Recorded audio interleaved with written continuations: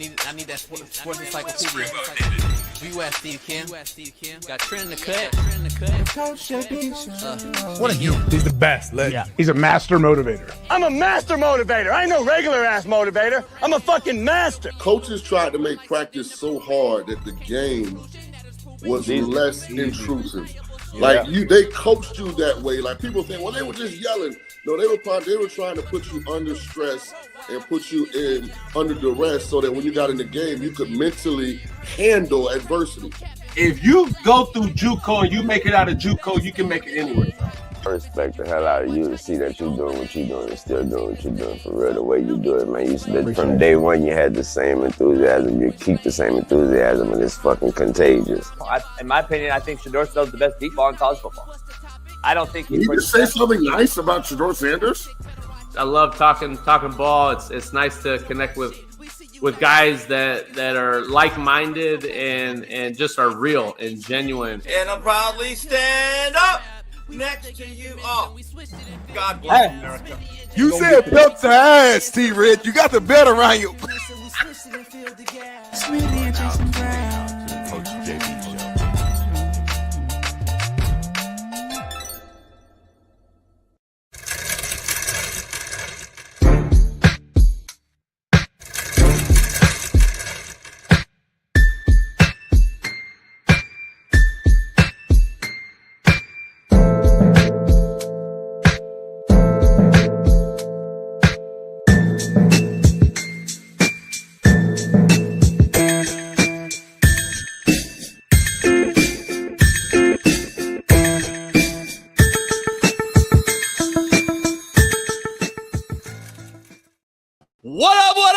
We are in the building. It is Free Game Friday, so strap up, put on your hard hats and work boots, and get ready to go. Hit that like, pound that like, subscribe, become a member if you're not one.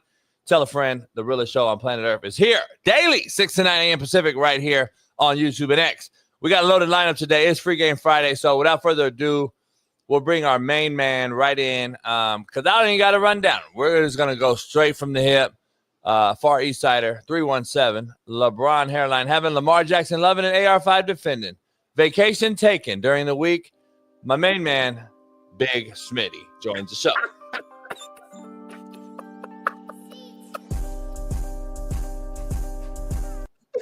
Yeah, what's going on, y'all, man? It's your boy, Big Smitty, man.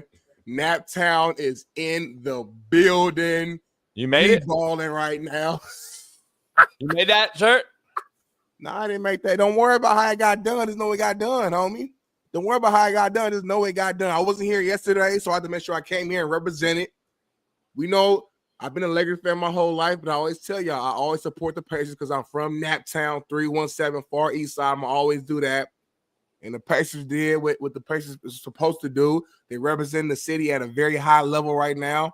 And I'm proud of the city right now. So Naptown, stand up. But it's Free Game Friday, man. We turn up right now, man. I got my boy JB, got my white boy with me, JB. I got young Bailey in the background. And it wouldn't be us without Big Fesh, 927, Cambray R, Cole Vaden, Jonathan Guerrero, Briggs, Angelo DeVita, and Chris DeBono. Yes, Jason? I get a lot of front runner vibes from you. No, I'm from the city. Like when certain teams win, you talk about them. When they lose, you don't talk about them. So I don't know what that's called. I think it's called front runner. I'm from the city. Where I'm from, it's called front runner. Oh, I'm from that. Because you're like Laker, and then yeah, I'm from Naptown.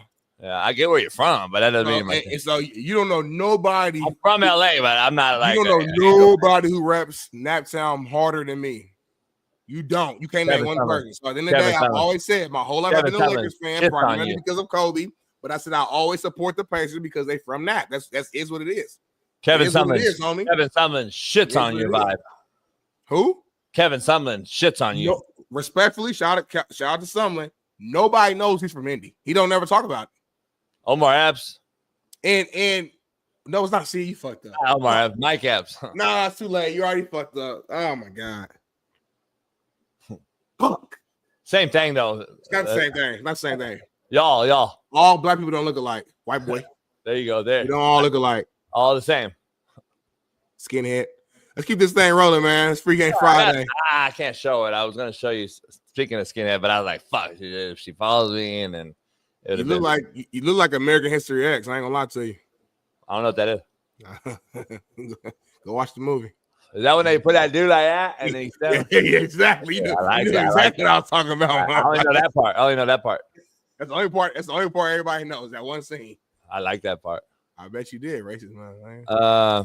Anyway, racist show. Start the show off with the racist show. We got black boy in the house, white boy in the house. Let's start the show off with the right. I don't know where you got that at. He must have made it. He's salty. He's salty as hell. I prep for this show, homie. I do shit for the show. I prep for the show, actually. I do shit for the show. Real producer hat on. Shout out to Pink Deer. I do real shit for the show. What is it? It's my homie company, Pink Deer.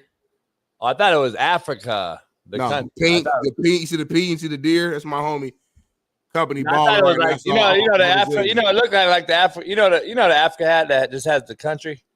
Yeah, this looks nothing like Africa though. So I was gonna ask you if you ever been there, but anyway, let's move on. I got a lot going on today. It's on my list though.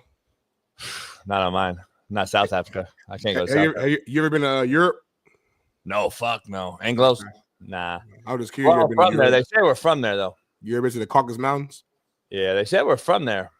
For real? That's what they said about us all. I don't know. Not all, but yeah, y'all. I feel you. Yeah, I've never been to Europe. I don't like Europe. Like, I don't like European. Well, I have been to Europe, though. I lied to you. I've been to Amsterdam, obviously, NFL Europe. But that's why I asked you. That's why. Yeah, but I don't like Europeans. Like, I actually despise them. Really? Huh? That's interesting. Yeah. Got a big fan base from there, though. So keep following me, guys. But I don't like you guys. I don't like you guys at all. The women are, like, weird. The women are weird. They got, like, hairy legs and, like, they smell weird. And then, like, there's some beautiful olive skin ones, but then a lot of them are, like, weird, like, fucking weird vibe. And then everybody around there just, like, on the edge. I don't know. And then it's dirty, kind of. Like, everyone talks about how nice it is, but nah, it's not. It's horrible. Like, the fucking water's shitty. Like, it's gloomy. Like, I like Ireland and shit. It's, like, fucking a shithole. I don't know why people love it. But no offense. It's too late. You know what I mean? It's too late now. You can't say that. Like, you say no offense. I mean, everything's fine. You dissed them for 35 minutes and they said no offense. No disrespect. They say you say that, homie, it's over. You're clear. Respectfully. Yeah, respectfully, your sound's a shithole. It's kind of like if somebody be like, listen, it's fine. I'm not trying to be mean, but whatever you about to say is fucked up. Not trying to be mean, but your girl looks horrible. Like that's right. You're fine. You're fine. Because you said that, you're fine. I mean, you're clear. You know, it's funny though. I used to use that method when I was talking to girls when I was younger. Like, if I said some wild shit, as long as you said, ha ha ha, I'm just playing, you off the hook. So you can say whatever type of just playing, girl. Just playing, girl. And then you grab them, like you twist like their skin on their like thigh. You know, like, that ass. Like, just playing. Yeah. Yeah. And then you gotta see how they react. Yeah. If they react cool, then you can go ahead and let me suck your titties, girl. Later, I'll fuck around, show you I'm playing. But anyway, like, because back then you fuck anything. Like, she has big titties, but she wasn't very good. But she had some big ass titties. You just like, girl, you fine as hell. Anyway, man, let's get into the Mexican word of the day. The homies hit me up and reminded me the Mexican word of the day. Well, actually, I wanted to start off with Mexican word, just with a banger before we even lead off the show, because I got a little intro to talk about with you. But Mexican word of the show, Smitty, is Cheez-Its. Oh, okay. Like, you mean like the box of Cheez-Its that we used to get? Like, they got white cheddar, regular Cheez-Its, all the flavors. You like Cheez-Its? They're cool. Like, I mean, regular Cheez-Its. They gum up in your teeth. Like, you got. Yeah. You can't really get it. They used to be bomb. They used to be like real fired, and they kind of like ball up. I don't know. I like the white cheddar better than the regular. Though. I ain't gonna lie to you. I got them on the yacht, but I don't know if I'm gonna use them. But that's what made me think of like this word, Cheez-Its. I was like, let me think about the Cheez-Its. I don't see the correlation between that and like Mexican, but it's a good word though, just in general. Jesus Christ, ICE, leave us alone. I don't want to live in America illegally anymore.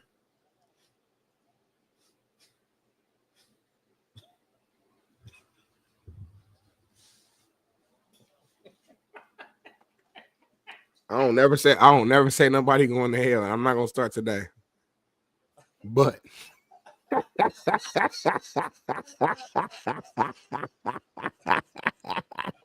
I ain't gonna say I am. Hey, that ain't my job to say that. But if there was anybody going, oh, homie, what happened? Nothing, bro. You got a serious problem. Matter of fact, that just did something. Light bulb. I was at the shop the other day with one of my homies yesterday, actually. You know it's true, by the way. That's you know that's how they say Jesus Christ. Jesus Christ, motherfucker, like Jesus. Anyway, you're at the. So crazy. I was at a shop yesterday with what one kind of of the shop? homies. I was at a shop, so the homie was picking up some supplies. So anyway, what kind of shop? It don't even matter. Getting your car work done? Nah. So a brother was working there. We don't call it shops like I don't know that. what name, but it was a brother. A brother was working there. Like had some little dreads, whatever. And he was like, "You look familiar." I was like, "What's up?" He was like, "You do that show with JB, don't you?" I said, "Yeah." He said, hey, "He crazy as hell, ain't he?" I said, "He crazy." I said, "But he cool." I said, "He cool as hell though, man." He's like, he said some wild shit. I said, "Sometimes we do. Sometimes." And he started laughing, whatever. And then he said, and you're gonna have to remind me that the high school you used to coach at. He played for you in high school for a hot second. And he said he was going to his senior year. And I think at the time you was like the offensive coordinator, or like you wasn't the head guy yet. The head guy had left though, and he was going to his senior year.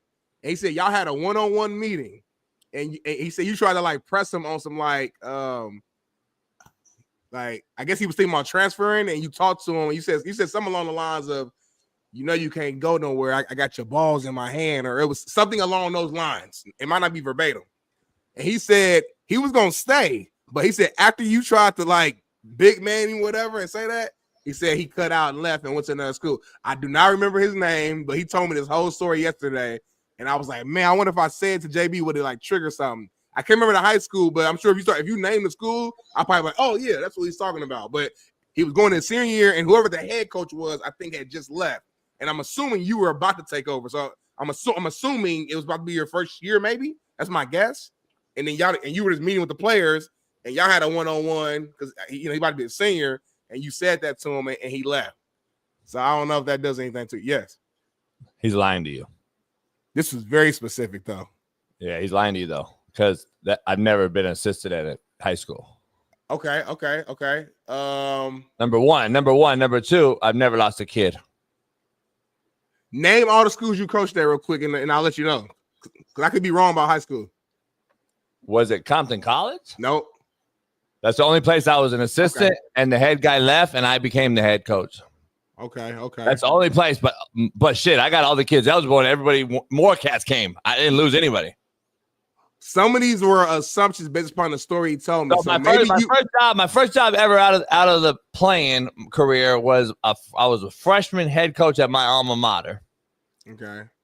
And then this guy looks like he's kind of around my age. I get a vibe that he knew you and saw you and then wanted to talk to you about and made up something. I get that vibe because there's no way. It was too specific. Because nobody would have like, or maybe it was like he knew someone that something happened with me like this, and he wanted to spark conversation or something.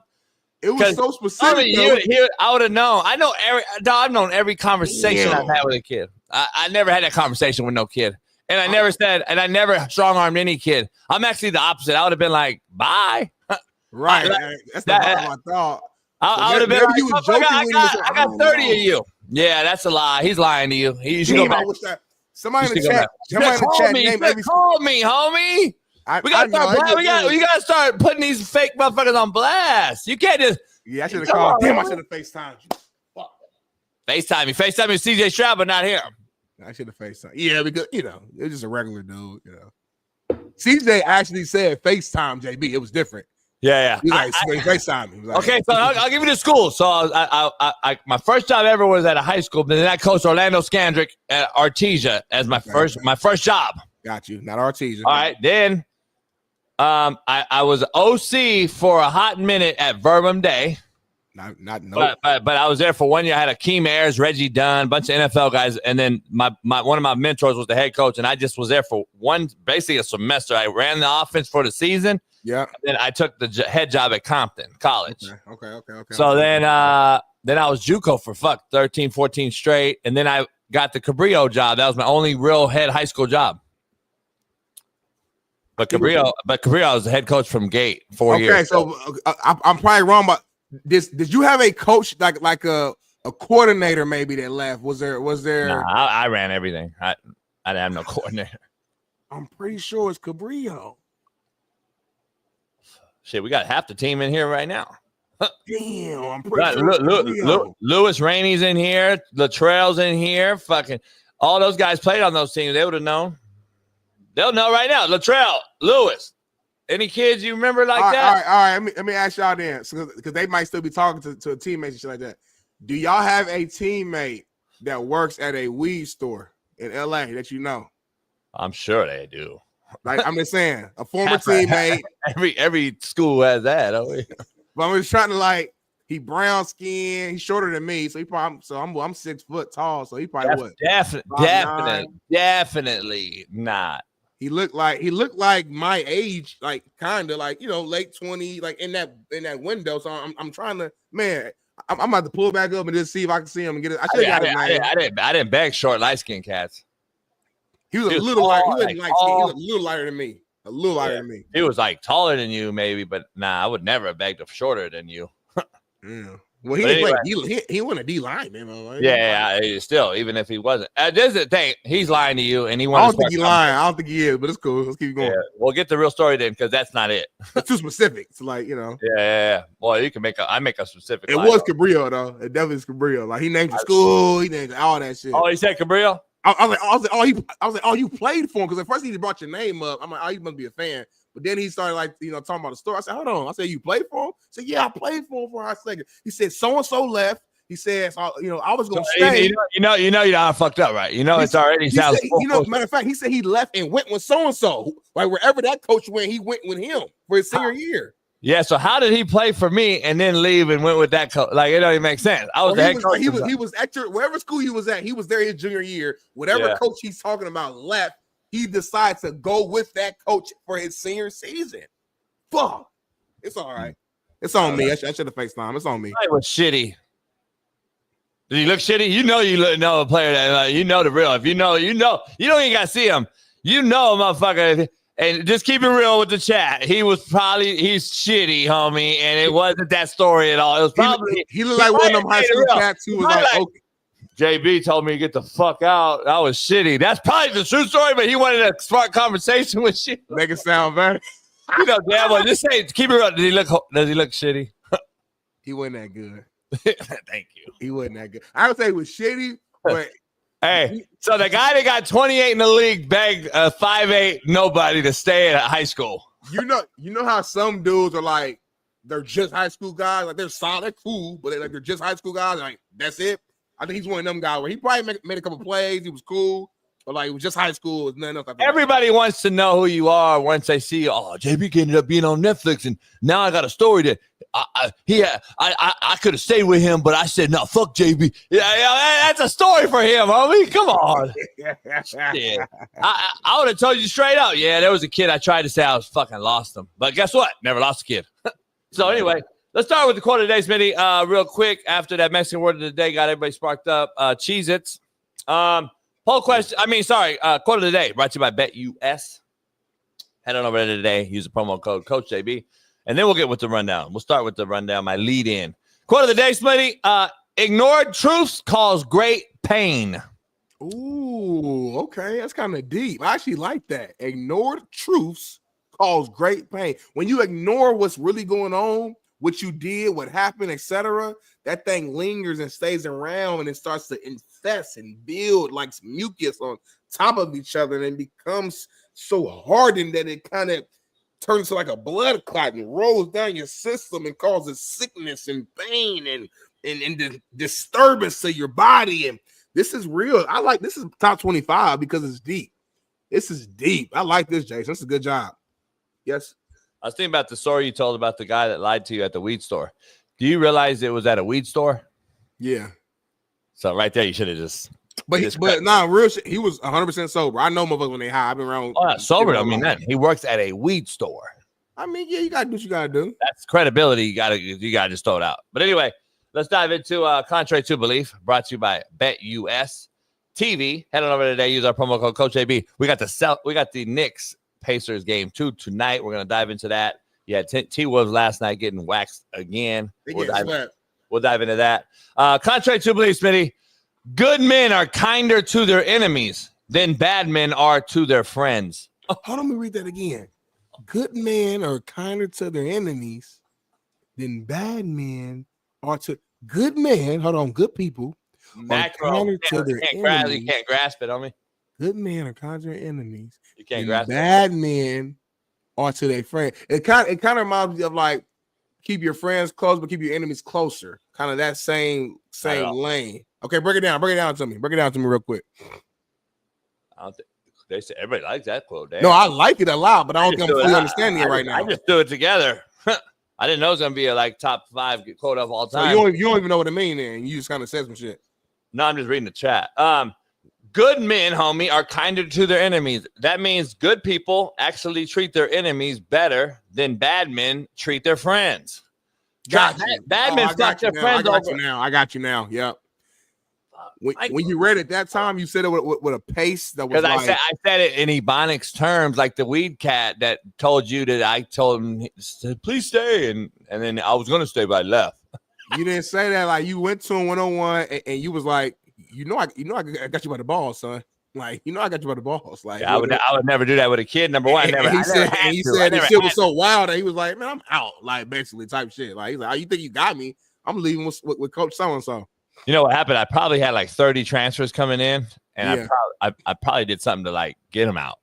Yeah, it probably was. I'm sure it's context. Like, I don't think he's lying, but I don't think he knows the full truth. Yeah, because you didn't have your side. Yeah, he's definitely lying though. But the story was too he ain't a genius. The shit came too quick to put it together. He was giving specific. Cabrillo, and he said Coach so and so left, and then he was giving. It was too specific. Yeah, he probably knew somebody that had a situation or something. I don't know. But anyway, I never lost no kid. Losing them means you want to keep them. Well, no, I'm not saying. I don't know how good. Yeah, I'm not saying you lost him. Yeah. I'm saying he left. So whatever way you want to, define that. Yeah. Let's dive into the show. It is Free Game Friday. We got some special guests. Major League Baseball legendary analyst Doug Glanville joins us today. Talks Major League Baseball. My Doyers, the Yankees, the Red Sox, all the teams that are in the mix. Padres, Giants. We got a lot of big time races going on across America in Major League Baseball. He's going to join. Yeah, races. Oh, okay. And then we got the P. Diddy court case analyst. Let me dive into that real quick. Yeah. Let's dive into this whole thing. The T. Will Smitty are outmatched clearly, and they have no shot in this series. I thought here's the reason why. Gobert is soft. Gobert is so soft that he just eliminated the T. Wolves by himself because he's literally no presence whatsoever. I gave him an opportunity last night to win me some money, and again, 2 games in a row, he shitted the bed. He is soft. That's why his girl left him. That's clear. Now, the Knicks will either tonight bounce back after a horrific loss in game 1, or they'll be swept as well. That's just my gut instinct. They're going to be swept as well if they lose tonight to the Pacers. And that just is what it is. I don't think they have enough dogs around Jalen Brunson. I don't believe Jalen Brunson's bothered by that loss at all. He's already over it. 24-hour rule like you and I had in football. He's over it. Moving on. Now, I do believe Hart is an OG. I think he's down. Bridges is down. He's played 1,000 games straight without missing. But Towns scares me. That's why the T-Wolves got rid of him. That the reason is how soft he's been. And he hooped game 1 and they still lost. He had 30-some points. That's not happening every game. Yeah, but he doesn't do nothing else on the other side that he should be doing. You can score a lot of points. You know how stats go. You got to do something. You got to be a deterrent, though, as a 7-footer, in my opinion, against that particular team in Indiana. I don't know. We'll see. But if they lose tonight, Smitty, it's over. So I want to see that. And then we have a new Friday segment we're going to name with the chat today. But it's basically the Diddy trials powered by BetUS. As court case analyst, Lauren Conlin will be joining us weekly to give us insight that you just won't get anywhere else, Smitty. And we're going to get live insight. She'll be calling us from court, coming out the courtroom, giving us insight before it really hits the internet. We'll be getting that live on the show each week. Today and Monday, though, for the holiday, happy Memorial Day to everybody. They are off on the case. So today is going to be her first Friday joining the show. And that's what it is. Myron Gaines been on this already. He's the same person that does his own show, you fucking moron. He's in there and does his own show. That's not the same thing, Rio. You fucking dick rider. God. Anyway, I was going to say something. But anyway, Smitty, I'm excited for the lineup, man. I'm excited. It's going to be a hell of a show. I mean, it's already been 30 minutes. It's already been fun. It's been entertaining. It's been crazy. So we'll just keep this train rolling. I haven't looked at the rundown all show. I'm going to go ahead and pull it up now, I guess. Out of respect. I got a poll question for you first, though. Right, the Knicks will win tonight. I'm going to be honest. The Knicks probably will win tonight. Because if they don't, it's like literally over. That's like a horrible, it's like a half-ass answer. Like you're leaving a gray area. I'm so cold this shit. I need to know. I asked you a question. I need a yes or no answer. I gave you an answer. I said, what did I say? This is you exactly. I think they probably will win tonight. That's not the direct answer I asked from the question. Well, the good thing about this show is that we're able to answer things the way we want to answer. You know what? Since I'm super NBA analyst, here's what people don't get. As the game trickled down, they were up. We showed the chronological breakdown yesterday when you were on vacation, and it was like, I was at work. Yep. I was like, damn, what's going on here? They're still up 8 with 30 seconds. Yeah. You don't lose that game. There's just no way. Thibodeau lost that game, and here's why, though. Put your hand down, Darnell. Real quick. The Knicks looked horribly tired, they say. Everybody said. I don't want to hear that when you're up 8 with 30 seconds, homie. Guess what you do? You're just like football players. I'm not a basketball coach, and I'll never try to beat Thibodeau or question Thibodeau. What I am saying is, though, if I know my team's tired and we got a 12-play drive going, I'm slowing it down, Smitty, right? I'm slowing the game down. I'm taking my time in the huddle. I'm actually huddling, breaking the huddle, walking to the line. I'm doing everything I can to get my guys back. Why were they allowing threes, not fouling, putting guys at the line as you would do in a three-point game when you're up 3 or more? Foul them, right? Don't allow the 3. Slow the game down. Put them at the free throw line, even if they make 2, but they're not making 3. And I just don't know why Thibodeau has done it. Now, he's done this 3 times this playoff series. He did it twice against Boston in their losses, and he's done it here. Right here, look at this time, Smitty. There's no way you're telling me they're losing this. Like, what are we talking about? Why are we giving them threes and not fouling them to slow down since we are tired? If that's our excuse to the fan base in the chat, they're tired, JB. Don't miss me with that excuse when this is up. I'm looking at the score, Smitty. I don't want to hear you're tired, homie. It's NBA. Go ahead, Smitty. I was just going to remind you that, the Pacers have done this 3 times this playoffs. Yeah. So it's like, this ain't some like fluke. Like, this is what they do. The Pacers don't give up. They don't give a hell if they down by 30 with 30 left. They're not going to give up until the fat lady sing. And she didn't sing until overtime last night. And by the time she did sing, the gold and the blue, the yellow and blue was up. This win right here was for Jim Irsay. This win was for the city. This win was for Naptown, for the Far East Side, the West Side, the South, and the North. This win is a representation of what people from Indianapolis, what we represent and who we are. So we can blame Thibodeau all we want, and sure, in hindsight's 2020, you say foul, give up those points, but you don't start fouling with 2 minutes left. Typically, you don't start fouling with a minute and a half left. Typically, fouling is something that happens when it's 30 seconds left remaining, 40 seconds remaining. Now again, I'm not saying you're wrong. You remember? If I'm Tom Thibodeau too, I'm not thinking that Neesmith's about to go make 6 threes in a row. Yeah, I'm not thinking that. Well, I'm not thinking he's going to be wide fucking open either. Again, bad basketball. NBA is fucking horrific. You know why he was open though? Because the Pacers sprint and they're moving and they're running. When they get the ball, the Pacers are running. That's why the Knicks are probably tired. We made them tired. You got to stop, homie. You got to act. You got to stop acting as if one team's in the NBA and the other one's in fucking junior high school. No, but come on, man. We always pick and choose our battles. The Knicks are professional basketball players. They have NBA players. Now they sprint by and get open threes. I remember my junior season at Ball State, last game of the season. You know what I did? Pushed them like this. But go ahead. Remember my last game of the season, junior year at Ball State. Remember my last year, our junior year, last game of the season, we were playing Bowling Green, right? And we were last game of the season, and at that point in time, it's like playing a JUCO. Go ahead. And at that point in time, Bowling Green was running a tempo offense. It was like nonstop, play after play. The O-line's running up to the line, get set, boom. It was like a five, like it was quick, immediate. You have to prepare for that. Yeah, we're all college football players. We're all D1. We're all working out. We're all doing this. But when you're used to a regular pace style offense, do huddles and come to the line and checks and do all that, and then you go next week, next Saturday, and you're going against a Bowling Green team who's literally fucking sprinting play after play after play after play. It's a different type of pace. So, yeah, the Knicks are in shape, and it's the Eastern Conference Finals, and we know Thibodeau coaches them hard. But this style for the Pacers is exhausting. They're not only are they sprinting on offense, the Pacers are picking them up full court all game. It's like a college-style team. Yes, Jason?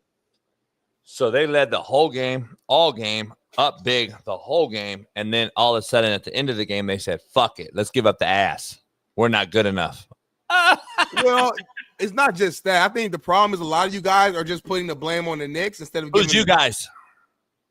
Media members. A lot of guys, New York fans. A lot of y'all are just putting the blame on New York, but y'all not giving any credit to the Pacers. The Pacers had to make those shots, homie. They had to make those 6 threes. Halliburton had to make that deep two that was almost a 3 at the end of the game. And then they still had to go to overtime. They had to win in overtime. Like, this wasn't like something where, like, the Knicks just kept messing up. The Knicks was still scoring with under a minute. We just saw the whole run. They were still scoring.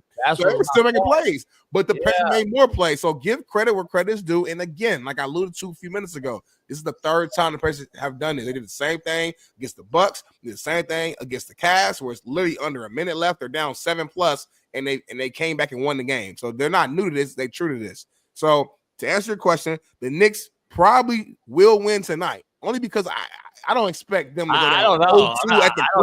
I don't know if I bet that, homie. If they lose tonight, though, it's a wrap. It ain't coming back to New York. New York fans enjoy this game. I don't know if they have enough dogs. I like Brunson. He's my favorite player in the NBA. I don't think they have enough dogs like around them to come back from that loss. That's the loss I feel that broke their camel's back, homie. Like you're up all game. It was 111-97 with under a minute. I'm like, what? I'm leaving the yacht and it's over. I'm like, all right, fuck, I lost. I text you. Remember, I texted you. He was like, hold on, what? The Pacers came back? Yeah, because I was like, it was over. Then when you text me and I'm like, yeah, right. I was packing the car up and shit. I'm like, yeah, right. 111-97. Yeah. I'm like, all right, it's 14 minutes. What? 13 left or something. I'm like, all right, it's over. You lost that game, homie. Shout out to the Pacers and all that. The Knicks lost the game, though. Like, let's be honest. And I would agree that the Cleveland Cavs lost those games. There's too many other things you can do to slow down something like that. Because basketball's not like football where you can call a timeout and stop the clock. I can do other things. I can onside. I can try. Nah, unless you get a steal on an inbounds, you're at the mercy of the clock, Smitty. You're at the mercy of putting the other team at the free throw line. It's like equivalent to just I jump off sides and the other team gets an automatic field goal, right? Ain't that the equivalent? It's not the same. So, like, if that's not the same, then there's other things in NBA you can do where you can't do in football when you're down low on the clock. It's a completely different game. Basketball, you can control the narrative at the end of the day, and I don't want to hear they were tired. They lost that game, homie, and shout out, like I said, to Indiana. They've done this all year, persevered and all that, and I'm actually, I have no dog in the fight. I really care less. I was on the water, but when I heard about the Irsay passing, I'm like, man, just so fitting for that town. And it seemed like sometimes those things happen in life. Like it should solidify that people think, oh, there is a God, because that shit sure was timing perfect. Nah, it was. I'm sure you guys saw it yesterday, but did you see Irsay's last final tweet before he passed away? His final tweet: "Go Pacers! Good luck to her, the entire Pacers organization, and our city." His final tweet before passing away. And then they go out and do this. And by the way, just to show you, they've been doing this shit all playoffs. Milwaukee, they're down by 7 points with 33 seconds left in overtime. They win that game. Game winner, Halliburton layup. Then it gets Cleveland down 7 with 48 seconds left. They win that game. I think it was a game winner, 3-point Halliburton. And then here, it gets the Knicks, 94-11 with 6 minutes left. And we know how that game ended. So again, if it happened once, I would say fluke. If it happened twice, I'm not saying it's a fluke. If it happens 3 times, fuck the peace sign, load the chopper, let aim on you. I'm not saying it's a fluke. I'm not saying it's a fluke, though. I'm saying the other team is choking bad. Like, there's no way this game should be won, Smitty. Let's be real. So why is the fluke always against the Pacers then? You know what I'm saying? Like, say what? I hear what you're saying, but like these are 3 different teams, 3 different series, and they're all that's just like common denominator is the Pacers. Yeah, no, we've seen Boston. Halliburton. Smitty, the Knicks came back from 20 down twice against the Celtics. Not like this though. But yeah, it was. And they hit buzzer beaters at the end of the game to win the Celtics series. The Knicks started their comeback like in the third quarter. Like it was like a normal not comeback. Really. Not that Knicks game. Not the two. They did not do this. They did not do this. What we're looking at. It was very similar. Just like it was very similar. There's been games like this, homie, all playoffs. I'm gonna be honest. Now the Pacers comeback wins. There ain't been no games like this, homie. There's not. But here's the thing. Down 7 with 30 seconds left, homie. That's not. No, I'm just saying. Basketball has been. It's so bad that we get this game, and everyone wants to. Oh, this is hooping and balling there. They were. But I think we're just numb to bad basketball all playoffs. That you see this game, homie. And you're like, oh, basketball's back. That's what basketball's back now. No, it's not. It was shitty. It's been so shitty that you saw a decent game and now everyone thinks it's fucking great. Anyway, it's not, Smitty. You're just the most negative person I've ever met in my life. I'm glad we don't have a 3-hour show. If I had to like live with you or something, like if you was like my uncle and like I had to come move in with you for a while, I would probably just be fucking mad all day. Because it don't matter what the sky can be blue, it can be 85 and sunny, the birds are chirping, the dogs are barking, and you're going to find something to complain about. Oh my God, it's too hot outside. It's too sunny. Sometimes things are just good and it's okay. That was a historical game, and that's okay. How good was it? How good was the game? Don't say historic. It's historical. The game through 3 quarters was the worst. It was another horrible playoff game through 3 quarters. Let me ask you a question then. How do you feel? Keep it real. Keep it real. Just say, you know what, JB, the 4th quarter was unbelievable. The first 3 quarters were garbage again, like the NBA's been. Yeah, it was true. It was fucking 20-point game the whole game. No, how's that a good game? How's that a good game? No, it wasn't. How's that a good game? You're lying. You're lying. It was not a 20-point game the whole game. I was watching the game at Mastros. You're lying. So at what? I was at Mastros watching the game at the bar. Me and Paul Pierce watching it together. So Nate, call somebody else out. Did he pay? Yeah. Better pay. So anyway, let me ask you this question. AFC Championship game, Patriots, Colts, 2006 in Indy in the Dome. Patriots went up by 18 points. I think they were up by 18 at halftime. Colts went on a historical comeback, if you remember, if you watch football. And obviously, we know the game ended with a Marlon Jackson interception that led to the Indianapolis Colts and Peyton Manning's first Super Bowl win. Why do I bring that up? That is one of the most historical games in NFL history that we look back at. And that game started off in a blowout. If you look at history, some of the games that we've looked at that we deem as historical or great, at some point within the game, it might be one-sided. Comebacks are a part of sports and what makes sports great. The comeback story, the underdog stories, the situation where a guy or a team was down and out and they fought their way back. We see it in UFC where a guy has lost the first 4 rounds of a fight, and in the last minute of the 5th round, they get a knockout. Like those moments, those games become historical. That's what it's always been. So we can't change the storyline, the narrative now because we want to be negative Nancy. Sometimes just admit that things are good. And that's okay, Jason. Everything's not bad. Don't let your trauma do this to you. 18 points in the football game is not a blowout. In that era? No, not any era. What do you mean? Bad. I've been watching 21-point comebacks for my whole career, like nothing. You're asking like a football touchdown is not equal to 6 Against points. Brady and Belichick, the game is typically over. It's 3 scores, homie. Yes, but you're going against the Patriots with Not Brady and bad. It's Belichick, not basketball. and you're the coach in which you've lost against this team every fucking year. You come on, don't change the story. You remember the story. You was watching football, I'm sure, at the time. A historical game is down in a Super Bowl 28-3 and coming back, homie. Stop. Great example too. Hold on. So that's a historical game. 25 in the fourth. Yeah. 25 at half. Yeah. In the Super Bowl. Yeah. Why is that historical? Because by your standards, that's a Super Bowl. No. That's a bad game by your standards, right? It's a horrible game until the fourth quarter. But like I just said, 18 points is not a blowout in football, homie. You're missing the point. You're missing the point. Basket's 2 points. How much is a fucking touchdown worth? 6. You're missing the entire point, though. No, you're missing math class, homie. I'm talking to the chat because JB, his brain's not here right now. So I'm gonna talk to you missed math class, homie. I'm gonna talk to Gene. Well, Gene likes JB. I want to know this. It's free game Friday. I want to get your take on this. I want to get your take on this right here, though. On what? It's incredible. This is incredible. What's incredible about it? Incredible content. I think DJ Khaled is releasing some like an album or some music soon. So this is promo, and we're showing it. So shout out to DJ Khaled, whatever music or whatever he's dropping. Matter of fact, I'm gonna go to his caption so I can just see exactly, and I'm gonna shout him out. We brought him on the show, so we're gonna show love. I saw the video. It's hilarious. It makes sense. I love like just the facial expression he's making while he's running.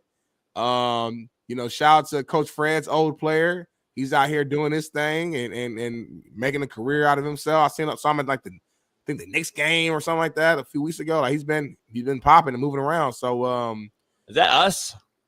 Nah. Well, it could be. I mean, obviously we know who I would be if this is us. You would be Khaled. Hell no. Yeah, shorter, wider body. I'm the only one who's actually in the gym out of this podcast. I don't need to be. I'm God gifted, homie.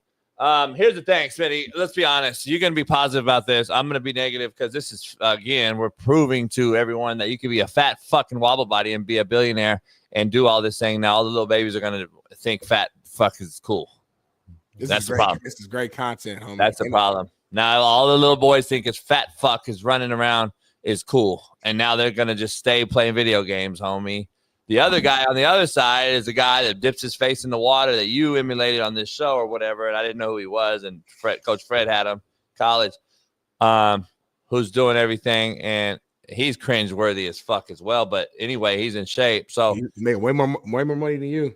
Yeah, so it is what it is. My thing is, I'm not in the business of hating on people. So you want to hate on Khaled, say what you want about him being fat, but the motherfucker's a hustler, a guy who built up his career. For years. He's not a guy who just was handpicked and popped out. He was a guy who did radio for years. Guy used to work in local clubs, and then he finally got his big break with Fat Joe, and then he built up, and now he's who he is because of work. So yeah, maybe he's lacking in the gym or in the kitchen in that category, but he's not lacking from an area of work. So if you are a kid and you are watching him, hopefully you're not watching him because of his body. You're watching him because of the work and he did. So if you're into music or you're a DJ, you make beats. Hell yeah, you want to look at what DJ Khaled has done because he's super successful in his field. Everybody doesn't do everything. You're not healthy at all. You're very unhealthy. So like if I had a kid, I would not tell them to follow your habits. You're very unhealthy. But there's areas in which you are good at. You're extremely you're a hard worker. You live by a moral code. You're a smart man who knows the game of football, like etc. My point is, we all have traits that we're good at. We have things that we're bad at. So yeah, DJ Khaled's not in shape. But he knows how to entertain, he knows how to connect, collaborate, and make good music. So shout out to him and shout out to Ashton for being a guy who was a JUCO guy, not that good in football from what I was told, but a guy who found his path, worked extremely hard, and now he's one of the biggest content creators out, making tons of money and doing this thing, living his life. I respect that. Underdog stories. When Khaled dies of a massive heart attack, everyone's going to tweet out, "Oh, rest in peace, King. Rest in peace, King." But you're cool with him being a fat fuck now. But later on, it's going to be like, man, rest in peace, man. It's gone too soon.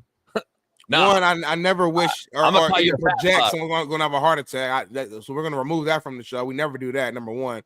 Number two, that's on him, his health. I'm not his daddy. Then don't tweet it. I'm not his circle. Don't tweet about it when it happens. Was telling him. I'm sure his circle Don't said, tweet about it. lose some weight. Don't tweet about it when it happens, then, homie. I don't want to hear about it. Because you should be tweeting right now. Tweet, hey, Khaled, man, let's get you in the weight room, man. Fuck, woo, woo. Like, don't tweet about it later, homie. Oh, man, rest in peace, King. Oh, fuck out of here. He's like Keith. Him and Keith will both be in the fucking deal together. When people pass away, it's called respect. That's what it do. It's called respect. Ursay passed away. Rest in peace, Ursay. Bailey, who needs to like me? Homie. You so disrespectful, boy. When you died a couple years, I'm gonna say rest in peace, JB. Oh, Smitty needs a light. Well, we know this. You need a light. Say it again. When I die, when? When I'm talking, JB, you focus and you lock in and you listen. Don't be reading irrelevant comments in the chat. Smitty needs a light. I'm talking, homie. You got a big ass white wall behind you. Still look dark. Fuck. I got a hat on. I look clean though. I'm damn near clean today on accident. What's damn near clean mean? Cause like it's some casual shit, but like when you got it, you just got it. Like I ain't gotta do too much. Quick hat, pull the chains out. Turn the hat around backwards. Let me see the hat backwards. What you mean? Turn the hat around. Let me see it backwards. I don't really do backwards. I don't really do backwards hats. Why turn it sideways though? Why you gotta do that? BPS. That's just me though. Like if I'm gonna go backwards, I'm gonna go sideways. But I don't go straight. Now we see you down though. Yeah, but I don't like that look. Now we can't do shorts though with it forward though. So this asks me. See, this is good practice. All you gotta do is my coach to say, "Hey, Big Smitty, would you mind removing your hat just so the shorts?" I don't want you to remove your hat though. That's the thing. I wanted the hat on. Well, but I didn't. But that way we can't see you. They can hear my voice. Anyway, so let's dive into it, man. Before our guests get on, before we do commercial break, before we do everything, let's get into it. College football executives unanimously adopted to move straight seeding into effect. That means it's going to go 1 through fucking 7. Blah, blah, blah, blah. Teams will be seeded 1 through 12. Sorry, in this playoff thing. 1 through 12, eliminating the concept that designated the top 4 seeds for conference champs. Oh, so hold on, time out, because I saw this, but I was so busy working yesterday, I didn't get a chance to digest it. So there's going to 12 best teams now. Oh yeah, Mastros. I didn't see you working, but like yeah, we talked about the 12 of his best teams. Yeah. Well, seeding wise. Okay. So like Arizona State, as I said, shouldn't have got a bye. Boise shouldn't have got a bye. Remember, I was arguing that last year. Now they're just going to go 1 through 12. Great job, y'all. Great job. This is what it's about: learning, adapting, adjusting, and making things better. We all agree it should have been this way. They had one season to kind of figure things out, and then you improve. That's what coaching is. That's what life is. So look at it last year. So remember, I was talking about, the teams that got buys. Yep. Now look at what it would be this year. So Clemson and Texas would have started this thing off the 12-5. Arizona State would have got a bye. They would have been pushed over. Oregon, right? Boise, right? And the only thing I see is like I'm not sure I like it still. Of course. The reason is like, look at the seeding, Smitty, and just look at them from last year and look at what they would be this year. I can't even see. So, did Texas play Clemson last year? Did Ohio State play Oregon? Rematch of the game they played during the regular season? Mm-hmm. Would they play again this year in this new setting? The new one's up top. Let me see. It's so small. Let me see. So you got Clemson versus Notre Dame. Winner of that plays Penn State. You got Boise, Indiana. Winner of that plays Oregon. You got Arizona State. Ohio State. Winner of that plays Texas. And then you got SMU, Tennessee. Winner of that plays Georgia. So to answer your question, Ohio State would not play Oregon initially. No. I misspoke. I meant Texas, Ohio State. They play or Arizona State, who also played Texas last year in that thrilling game in the playoff. So it would still be there's still matchup possibilities that are the same. So I don't know. I mean, you kind of reach a little bit. I mean, I don't know if I love it. I don't know if I love this certain format. I mean, that's only because. But here's the thing. Let me dive into that. That's just Let me dive into something before that though. Why are we seeding? This is just the seeding once you've made the playoffs. Yeah. I think there's a problem before that. Is my issue. I don't believe there's I believe the teams that get in is the problem. That's my whole thing. I believe the teams that get in is the problem, not the seeding of it 1 through 12. That's fine. Just like the NFL should be. I think the NFL should be the same way, which is getting voted on, I believe. Yeah, I think it is. I wish the NFL would be that way. But I want to know why the teams that get in. Like last year, I argued that. Like, remember? We argued that. Like, well, yeah, but I think that all stems from the fact you don't think it should be 12 Clemson didn't even win their state, a little less their own conference, and got in. I didn't believe in that. The SMU team should not have got in. I didn't believe they should have got in. Didn't they win their conference though? Yeah, they beat Clemson. They didn't beat Clemson. They played for the conference title and they didn't even win it. SMU didn't even win their fucking tournament. Basically, their conference tournament. Let's say it that way. And Clemson lost to South Carolina, an SEC team in their own state for the Battle of the State. But then Clemson, I can't remember all the stuff. I remember like there was reasons for all this stuff. Like, didn't Clemson end up winning their? They beat SMU, right? Who got in? So but remember, But remember, they lose to South Carolina at the end of the whole thing, at the end of the year. And I'm like, damn, every team that Clemson lost to last year, they start off getting blown out by Georgia. They lose to Texas in the playoff, and they got beat by fucking South Carolina, all SEC teams. And I'm like, are we really putting the best teams in the tournament? That's all I said. So I don't believe SMU is a playoff team. So come on. Yeah, but like the only people that think SMU is a playoff team would have said the same thing because you don't think it should be 12 team, which is fine. So I'm saying whoever's in that 8th to 12th spot every year, I project and predict that you're going to be like, oh, these teams shouldn't be here because you don't think it should be that many teams, which is fair. So that's a good point. Yeah, it's way too many teams. So what I'm saying is like, regardless, no matter who they put right there, you would have found the reason to say, well, South Carolina should have been there because they lost this many games or this team should. So however way you slice and dice it, 8 to 12 is going to be. But like we talked about, like, what are we doing? Because certain conferences don't even play like the North or the South. Remember, we got Michigan, Ohio State winner basically won that conference for years because they were going to play in the title game versus fucking Iowa. And we know they had no shot. It should have just been a rematch of Ohio State, Michigan. We've been talking about that for years and years and years. They shouldn't have had to go play the winner of the North or South. Iowa knew we had no shot. So the conference championship games carry no weight when in the criteria that was you had to have to get into the college football playoff forever. But the game didn't make sense. So like I don't know if this matters, and they're voting on 16 teams already. They're already trying to put 16 step by step. Right now, it's still 12. This is definitely improvement. Regardless, what did they say? 16 by 28, I believe. Okay, cool. So we 12 for now. And listen, we understand a lot of people don't like the 12. That's whatever. But this is an improvement to the 12. So like, if we're going to be 12, this is a better way to do the 12. Yeah, maybe. It is like it's literally better. We're the top 12 teams by record. You know what I'm saying? Like this is literally what you asked for. They're doing what you asked for, and you're still mad. No, it's not what I asked for. Like, that's what I was saying earlier. I'm like, damn, like you brought this thing up last year. You said if you're going to do 12, which you don't think you should do, but if you're going to do 12, you should do it when it's literally the top 12 teams. They should be seeded. Arizona State, like you literally said this. No, but this now we're still mad. No, this ain't the top 12 teams though that we're missing. That's why I said my seeding.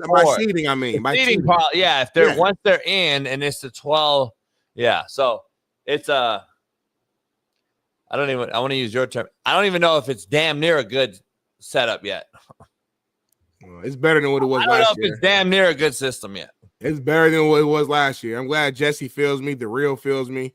You know, it's just, man. Yeah. Golly. Anyway, feels me. We got some white people shit and some black people shit. We do? Yeah. Let's start with the BPS real quick. Of course. This broad right here is really sickening. But anyway, it's BPS time and white people shit brought to you by BetUS. Go ahead and show the BPS. I don't know if he got in here yet. Damn. I love Tabasco, I ain't gonna lie. Is that steak though? Yeah, my shit jumpy a little bit. I'm gonna refresh. Who's she tearing it up?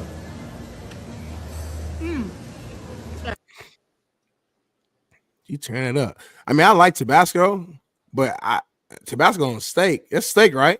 Yeah. I never put Tabasco on steak.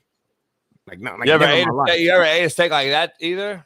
Yeah, you don't just grab it like it's a piece of chicken to eat it either. Like she got a big ass knife next to her. She's not using it. No, I'm confused. I said, have you ever ate a steak like that? You said yeah, and then you. No, I did. So you're saying no, you never ate a steak like that? No, I have not ate a steak like that.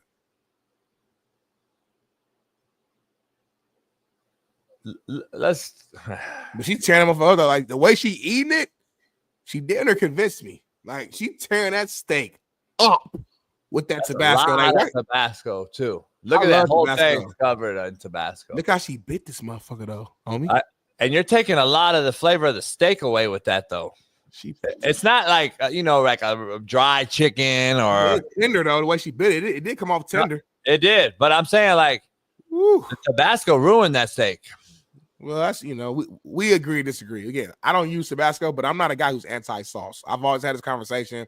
People in my family are the same. Shout out to my cousins. I'm gonna keep it real. I like sauce. It has nothing to do with the steak. I know people it's disrespectful. I just like sauce, y'all. It has nothing to do with it. You got maybe like come in your house and you cook some barbecue and Shaun King got mad at you. You ruined the Shaun King, big brother. You ruined the burger. You ruined the link. Yeah, no, I didn't. I taste the link and I taste the sauce. I taste both. Yeah, you did. It was BPS. I'm gonna do it again. Bailey. All right, my bad. We'll get to that right after this. I got white people shit. Are you barbecuing this weekend? Are you throwing like a party this weekend? It's Memorial Day weekend.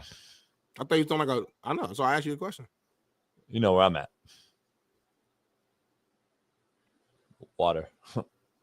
Jet skis out there. I got all these things. I got to do something. That's fine. What the hell is this? That's white people shit. Let's check it out. Rewind it, baby. Rewind it. There we go. Get it from the back. He comes all the way back like he's his homie. Like he knows him. Get it from the back.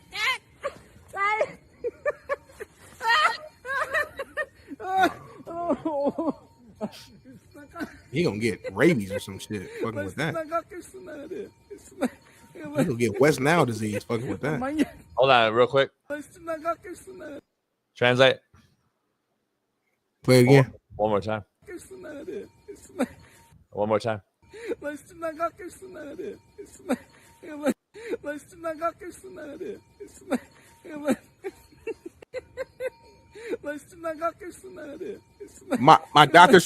it. He said my doctor suggested it. So I think the donkey touched something. Homie, I said translate the language. I didn't say sound like the Mexican.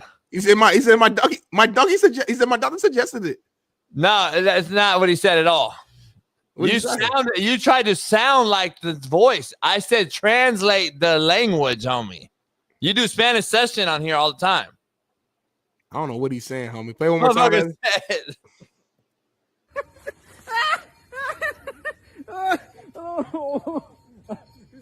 Oh, I'm so happy. Oh, I can't wait to cook you when we go home. First of all, I think it's Ukrainian. Second of all, it took our money anyway. Cold War. He obviously knows this motherfucker, the donkey. Is that the donkey from Shrek? Is that Eddie Murphy from Shrek? I don't know, but I would smoke it. Like actually smoke it, like cook it on the grill, like smoke it. No, I'll shoot that motherfucker because it's fucking with my dog's time. No, they're all hanging out. They're hanging out together. The dog left out on me. No, dog wagging his tail. Dog happy as hell. The dog was looked horrible. But like my question is, how did he become cool with that donkey? What was the initial thing? What did you do? Did you put what was the connection? Like, how did you even get comfortable enough to get close to the donkey and get cool with him? That's the white people part of it that we're not really digesting and we're not really talking about right now. It's the how. It's not the what, it's the how. What was the process? Like? Slovakian, Ukrainian, Russian. It's all the same. What? I ain't gonna say all that. I find that I don't know if that's true or not. It's not the same at all, but it's definitely the same to me. Every day I almost press end stream on accident. One day it's gonna happen. Me too. Because I be clicking on comments in the mouthpiece. I've done it before. I've actually done it before. I know you have. Remember? Yeah, I don't like that. I don't like that part of this. It's so close to comments. Like I be getting so paranoid. They should have a lock system or something. Or even if you do press end stream, it shouldn't end immediately. It should be like, "Are you sure?" At least, and then go to because when StreamYard, it just ends immediately. You sure? It ends immediately if you press it right. Nah, I don't. I googled it. I'm gonna press it right now. Watch. Bailey was like he wanted to prove to you, like, hey, Bailey in the background, like. If you guys can see Bailey, I wonder if I can record. I know it'd be some crazy shit going on. Did you see Ruben almost fall off the boat again? Yes, homie. What's going on? He's hanging on the back of it. He has his legs in the water. I'm like, why does he always in like? Wait, the boat or the jet ski? I think this was the boat. Did you see? I think AE was I don't like you getting out like that. Why? He break his other leg. It was the other one. Oh. You can? Yeah, I can.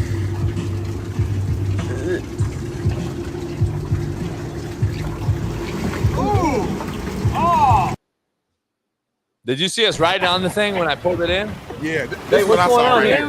A wave came in. We had holding on for dear life. Can you judge the ride in? Can you judge the ride in? Because I get a lot of heat. A lot of people said nuts on back. And I'm like, that's not at all. It's a 3-seater. He was clearly missing a seat. I would like to get your take because you're the leader of pause on this show. Is there anything like gay with this? No, there's space. There's a gap. There's a clear gap between y'all. Like literally, like Lucy, Leah, anybody could sit right there. Why Lucy and Leah specifically though? I'm just saying, like any female could sit right there. Leah could sit right there. Lucy, like Gawk, anybody can fit right there. I don't think Leah will want to sit there. Lucy probably wants to sit there because she's been a supporter for a long time. Leah, I don't think she would probably want to sit there. You got to earn her trust a little bit more.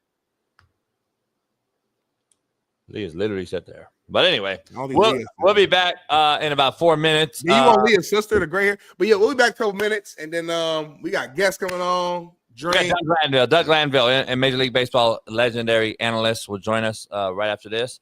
And Keith Smith, tuck your belly in.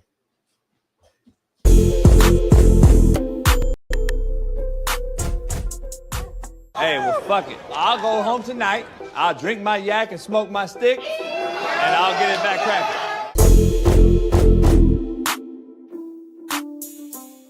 Emails in coaching in flag football. Take a look at this broad.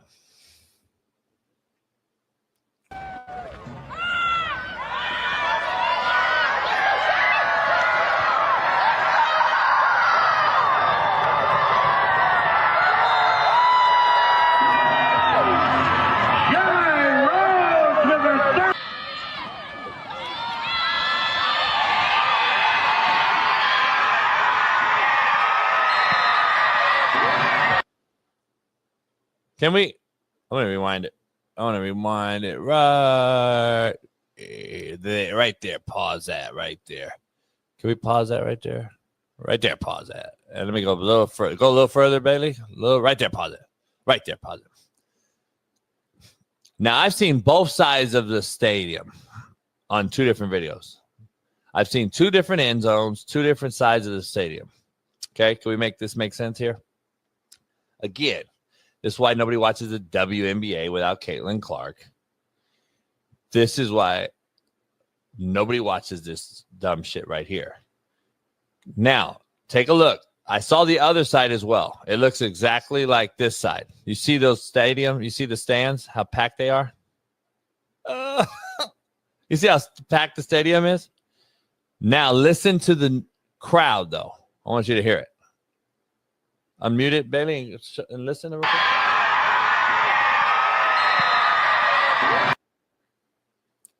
Can anyone tell me where the crowd is? The noise coming from? I've seen both sides of the stadium. I don't know where this crowd noise is from.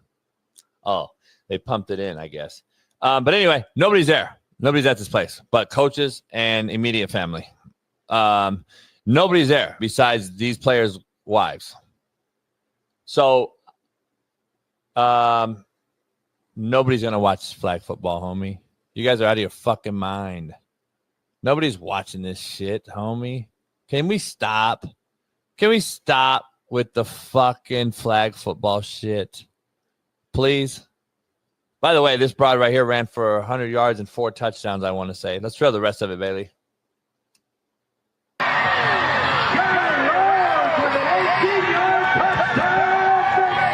By the way, why does she have a flag on and pads? It's just pink. Fuck it. All right,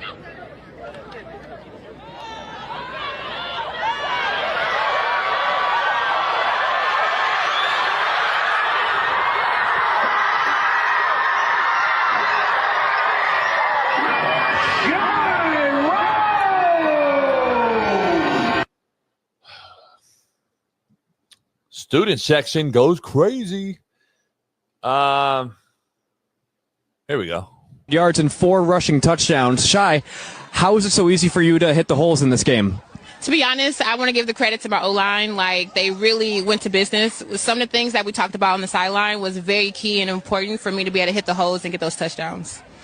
How do you feel after this big performance? I feel like super excited. I didn't even know elated, want to jump for joy, scream at the top of my lungs. Right now I'm just dealing with like a little bit of bruised ribs, but we had an amazing game. So I'm so excited for every single player, even myself. You have bruised ribs because you just had a fucking kid. You just had a fucking baby. You're 40 years old, lady. I love 40-year-old women. No mistake about it. But you're someone's mama, auntie, maybe grandma. Go home. What are we doing? What are we fucking doing? This lady right here has a full-time 9 to 5, homie.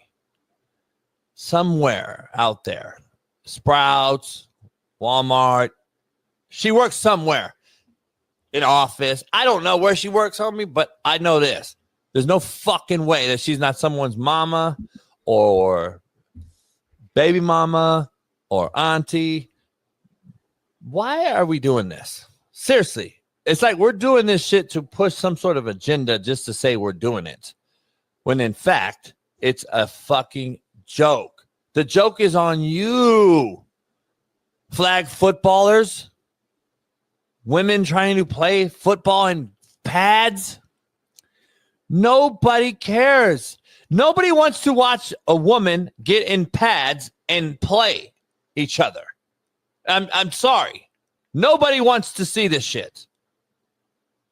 Nobody wants to see this shit.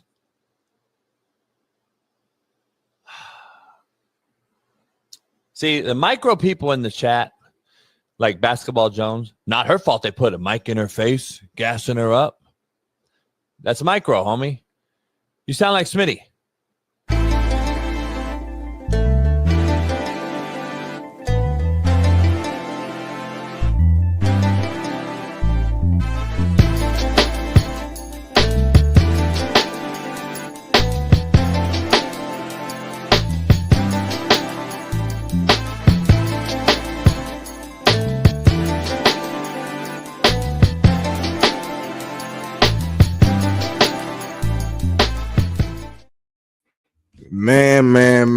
Man. We are back. I know y'all just heard that commercial right there, man. JB going in, of course, always upset at the woman playing football, playing flag football, man. Listen, as long as it's women against women, I'm good with that. I don't, if that's what they want to go out there and do, so be it. As long as it's not women playing against the men, I have literally zero issue with women wanting to go out there and compete against other women, play flag, do that. That's where I say, whether it's, if it's flag, great. If they're doing tackle, great. As long as it's women against women. Now, if they're playing against men, then it's an issue because of their safety and their health. That's what it is. I told y'all before, I had a girl who used to play with the boys in football up until middle school. And it was cool at that point because just a lot of times women, they develop faster than the men. Their bodies develop faster than the men. But then when we got to high school, it was a situation where she just could not sustain the physicality, the strength. All of us, that 8th grade summer, whatever, we all grew to another level. And she understood that, all right, my time is done. I had a good time while I could, but it's a wrap. That's just common sense. It's not about being sexist. It's not about being anything at all. It's really just protecting the woman. So that's what it comes down to. Without a doubt. It's Compton in the house. Without a doubt. What, Jason? Why don't your wife play? Because she don't want to play. My wife don't play sports, though. She danced when she was like little or whatever. Went to the art school and stuff in Detroit. Why didn't you ever fuck with any broad that played tackle football? It wasn't like a big thing when I was younger. It just wasn't. Crazy. Like I don't. When I was younger, it literally, like for real, it wasn't like a big thing. Like I know you enough to where I know you're not going to that game to like try to find a bad one.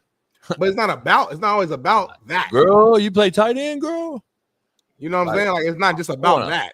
I want to fuck. Why do you connect everything to if I'm dating her or if I'm trying to holler at her? It's not about you. It's about what that woman wants to do. There's a girl, like guys that play football, girls like that. They like athlete. They want to. They try to holler at you at the titty bar. But like, we didn't only play because of that. I'm trying to flip it though. Like, I want to flip it. But you act like you only played football because you wanted the girls. That was a part. That came with it. But you played football because you loved the game of football. It had nothing to do with the shorties. Yeah. Clay Lewis, I just reported this channel just now. Damn. And you over here laughing. You better stop playing around, JB. I tell you, a lot of people don't like you. Smitty, everybody can report it. I know someone. Like, what you mean? I mean, that's how we got our shit back, right? Oh, so you're saying like we're good for life at this point now? Yeah, this guy's a fucking idiot. Okay, we good there. He's another dick rider. He's mad that I fucked his broad. Oh, what was her name? You remember? I do. I don't want to say it. Out of respect for her or for him? Lakeisha. Oh, man. Hold on. You knew she was dating Buddy and you still blew her back out. That's cold-blooded, JB. Yeah. Like, Smitty, we've been shadow banned for like 6 years. Like, it's not like something new. I've been shadow banned. I'm shadow banned. Like, they call me Little Shadow Band. That's your nickname? Like, I'm on everything. Like on Twitter? Band. Yeah, like it's your rap name, homie, Little Shadow Band. Yeah, I'm on Shadow Band on everything. TikTok has me on a. I just got Little Shadow Band. Trip this. I got a new thing. I got a new thing right here. You've got to close that tab of porn off. Nah, on the top of my TikTok it says the real code JB, and it has that warning thing, account ban warning. Oh, yeah. No, they will cancel it. That just happened to one of my accounts that I was running. Chill. Do not post nothing for a little while. No bullshit. They'll just cancel it. No, that will delete your whole account. No bullshit. But I've gotten them like a lot of times. I'm telling you right now, they will shut. They will delete I'm just it. saying. You will not get it back. No, I believe you. I'm just saying I've had that ban thing like 6-7 times.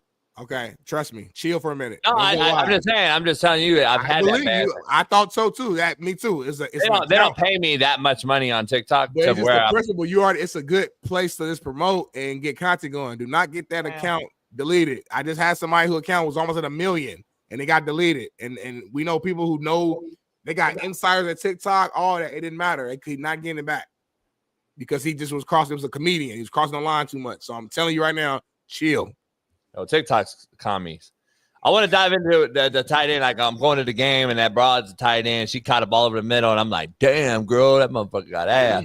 Like, I want to know, are you going to those games to, like, recruit, like, parking lot pimp, old school, like, at Peanuts, like, at the club? It's not about that, Jason. First of all, let me ask you this. Was she competing with men or other girls? Like, I don't remember I didn't see the whole commercial. Girls.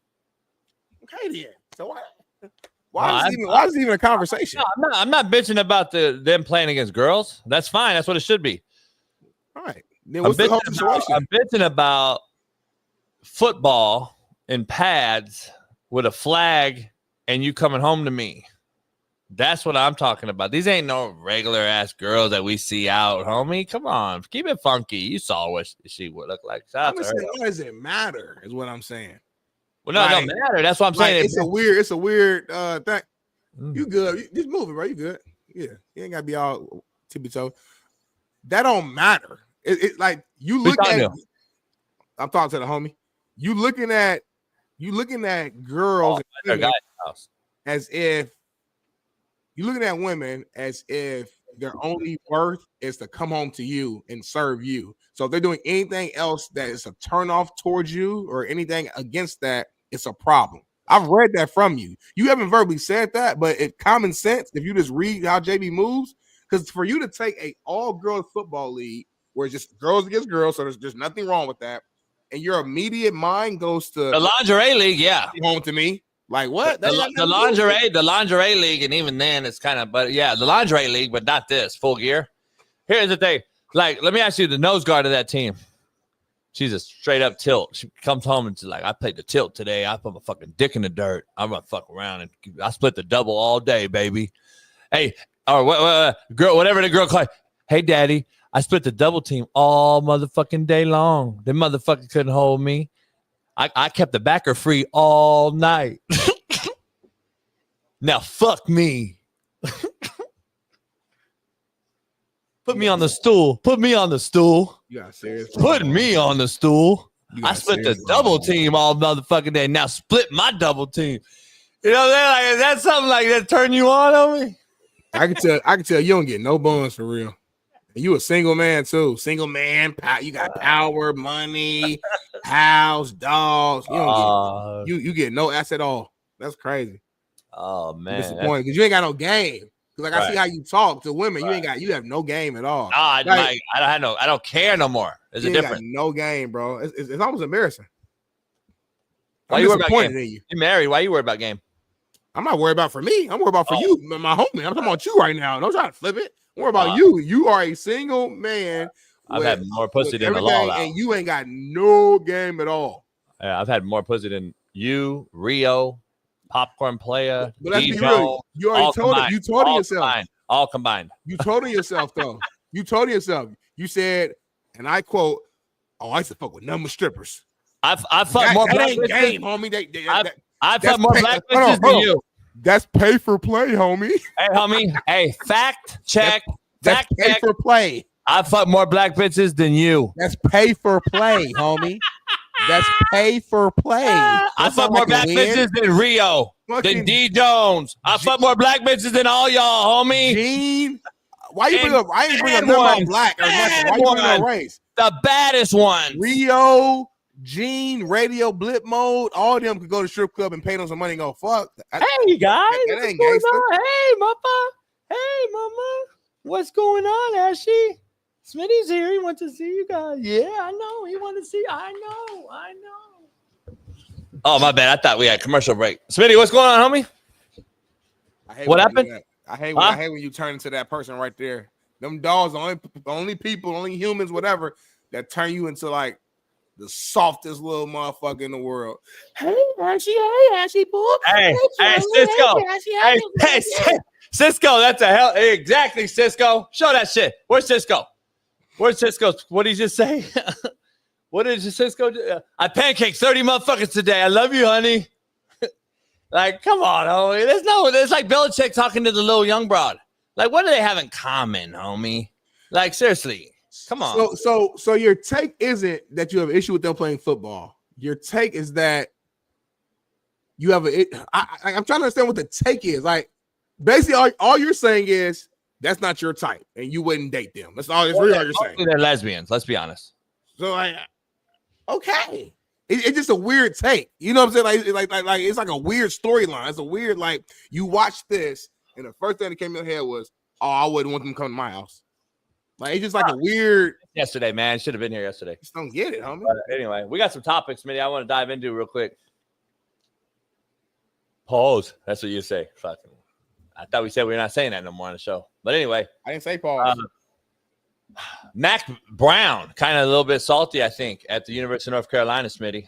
Really? He basically says UNC has invested money and lowered academic standards to help Belichick succeed where they did not do it with me. Show that. Take a look. It's time for me. North Carolina didn't have NIL money, and I said we were kind of a slow bleed. We weren't able to recruit the top kids like we were when we first got there. So it was time for them, and it was time for me. So it was kind of like a divorce. Everybody was ready. It's just who and how you split at the end. So it was best for me to get out. We always built programs on fit, and in our last couple of years there, we were having to get parents with money. We were trying to get kids over a 3.0 because that's who we could get. We signed 26 players at North Carolina, our next to last year, high school players, and didn't pay them a penny. So those kids, I felt guilty. We even had Omarion Hampton. He got offered $1 million plus to leave, and he stayed for $300,000. I told him he should leave because it was just crazy. As you were looking at those things, as far as North Carolina and Bill Belichick, now he's arguably the best coach ever. They've committed money to it. They've helped them with academics. They've lowered those standards some, so there's absolutely no reason that they shouldn't be successful. Dang, they committed money to it. I see a lot of sideways conversations going on right here. He basically saying you did all this for him and do none of this for me. Well, now what he's saying, even that's colder than that, is he's saying no excuses. You should win it all. No excuses. He's saying that, so now when he don't win it all, Mac Brown look good still. Yep. He said, so there's absolutely no reason they shouldn't be successful. That's different.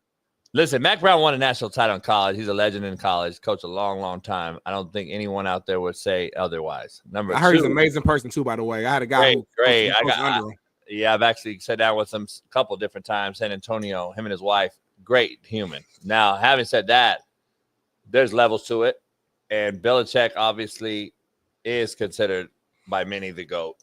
So you would think if you're going to hire a guy like that, you're going to give him more than the last guy, regardless of who the last guy was. No offense to Mac Brown, I don't think, in their eyes. But to get Bill Belichick, you have to go above and beyond. Because if not, guess what you do? Keep Mac Brown. Same age. I mean, like, come on, homie, what are we doing? Like, that's the point I'm making. That's the bottom line. That's just the bottom line is you got to go above and beyond if you want to take a shot at a guy that's arguably the GOAT in the profession. So It is what it is. Like, we get Michael Jordan, who just signed a huge contract to go actually do something that, you want me? Then give me more than Tom Brady. See what I'm saying? Yeah. Like, okay, we want you. Like, that's the thing. Like, there's only a few people that are actually wanted in this world. Everyone else needs them. Everyone else is wanted. There's only very few people that are wanted in this world, Smitty, whether it's a CEO of a major corporation, whether it's a football, basketball, baseball coach, whether it's it's only a few that are wanted. Everyone else wants to go there versus, hey, dog, you need me. I don't need you. How many people can say that? You need me. I don't need you. Not a lot of people can say Michael Jordan's one. LeBron. Michael Jordan, you need me. I don't need you. LeBron, Jordan. I don't know about LeBron anymore. What do you mean? Because Michael does it in any area in life. Like Nike, he could tell Nike to get fucked if he wants. They're going to beg it. They're going to beg him. No, I don't think so. Because right now, lifetime deal. Do 32 teams want LeBron to come to their team right now? No. Stop. See what I'm saying? You see what I'm saying, though, Smitty? Overall, I'm not even saying it's not like I'm not shitting on LeBron. I'm saying like Jordan's done it everywhere. Then he retired and continued to do it. LeBron's going to have to do it and retire and to go get that same get somewhere else. I don't know if he will. Yeah, I don't think he's even close to Jordan because he's doing it in like the media space. And there's too much hate, though. But what I'm saying is, like, from the big conglomerate, there's too much hate.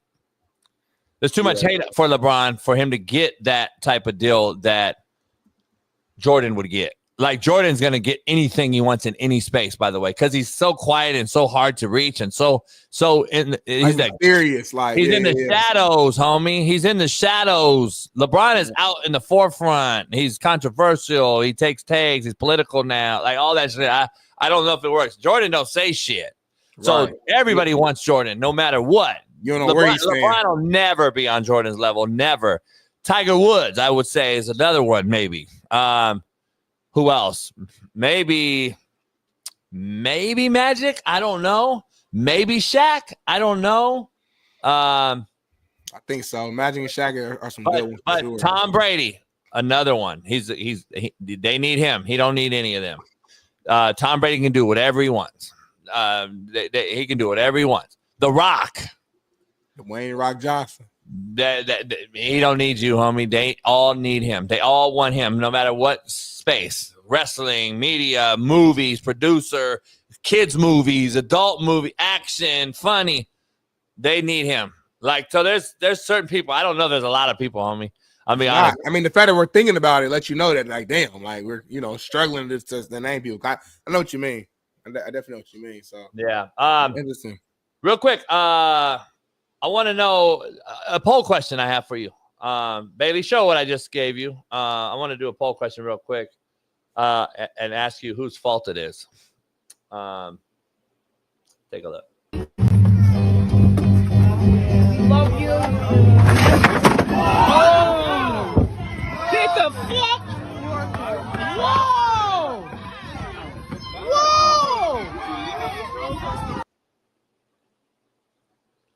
Whoa! Is it the carriers or the coffin's fault? No, I mean it's question.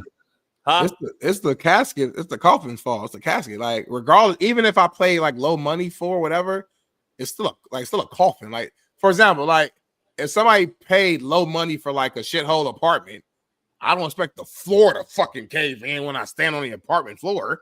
Like, it should still reach basic standards of what it's supposed to do, which is carry a body and be able to maintain and sustain the weight. Like, so it's the company's fault, and they should sue the shit out of them. Like, that should never happen. It don't matter. Everybody can afford some platinum out style top tier casket. It is what it is. Like, unfortunately, a lot of people don't got life insurance. A lot of people don't have certain things in place, and yeah, you can say that's the family's fault. But regardless, when somebody passes away, if I'm paying for a casket, that should never happen, regardless. And that's fucked up. That would fuck. Yeah, I agree, Paris. That's traumatizing. Like, that would mess me up. Like, damn, I'm already dealing with the death of whoever this person is, and now I just saw their body fall through the bottom of a damn coffin. That's crazy. It's crazy. It is crazy. But listen, man, we have a special guest joining us, and I can't thank him enough. Grew up watching him all the time. Watched him growing up, watching baseball and Baseball Tonight and everything else that came with it, man. This guy was the face of it, and can't thank him enough for popping on here. Major League Baseball legendary analyst, play game caller, Doug Glanville joins the show. Doug, appreciate you, brother. Hey, your voice is unbelievable, man. That voice carries with my whole household, man, for a long, long time, brother. Yeah, man, I appreciate it. Yeah, thanks you. It's been quite a run, so I'm very grateful for it. Can't believe I'm like still around the game, man. I got drafted in 1991.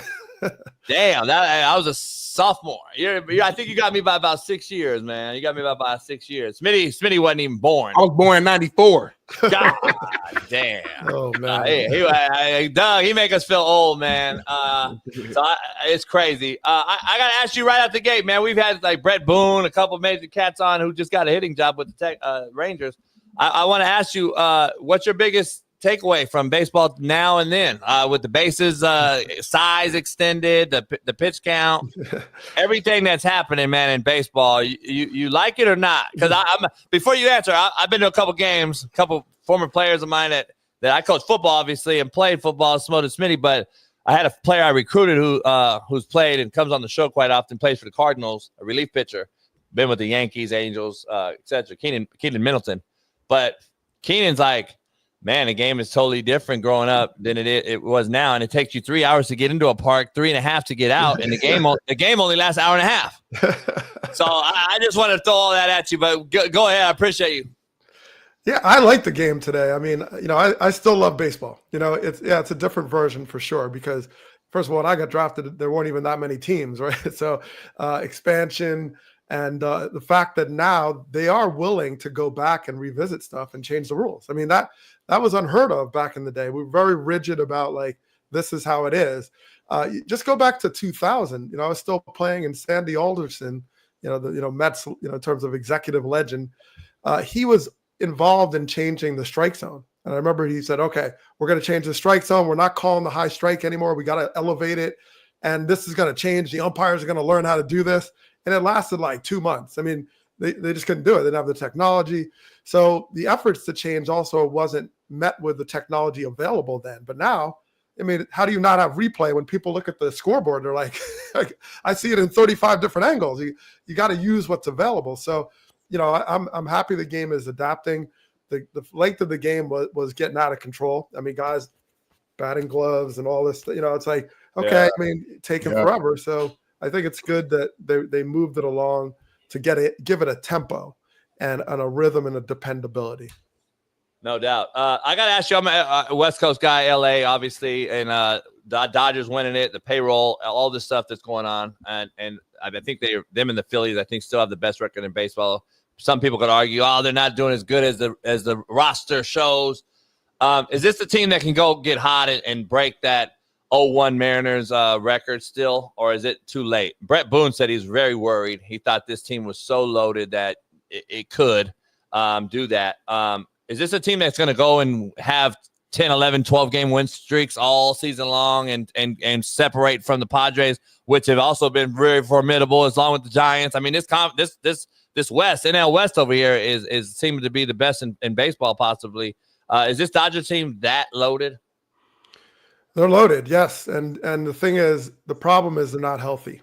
So because of that, I have to say no, that it's going to be hard for them to go on the run because of that. Because these teams, by the way, the other ones are really good, and they've gotten better.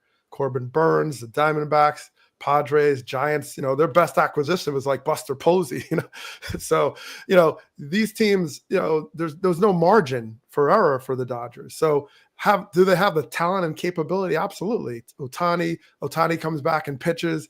They could do anything, but the challenge is you're playing in this really tough NL West, and it's hard to just sweep all those teams out of the way.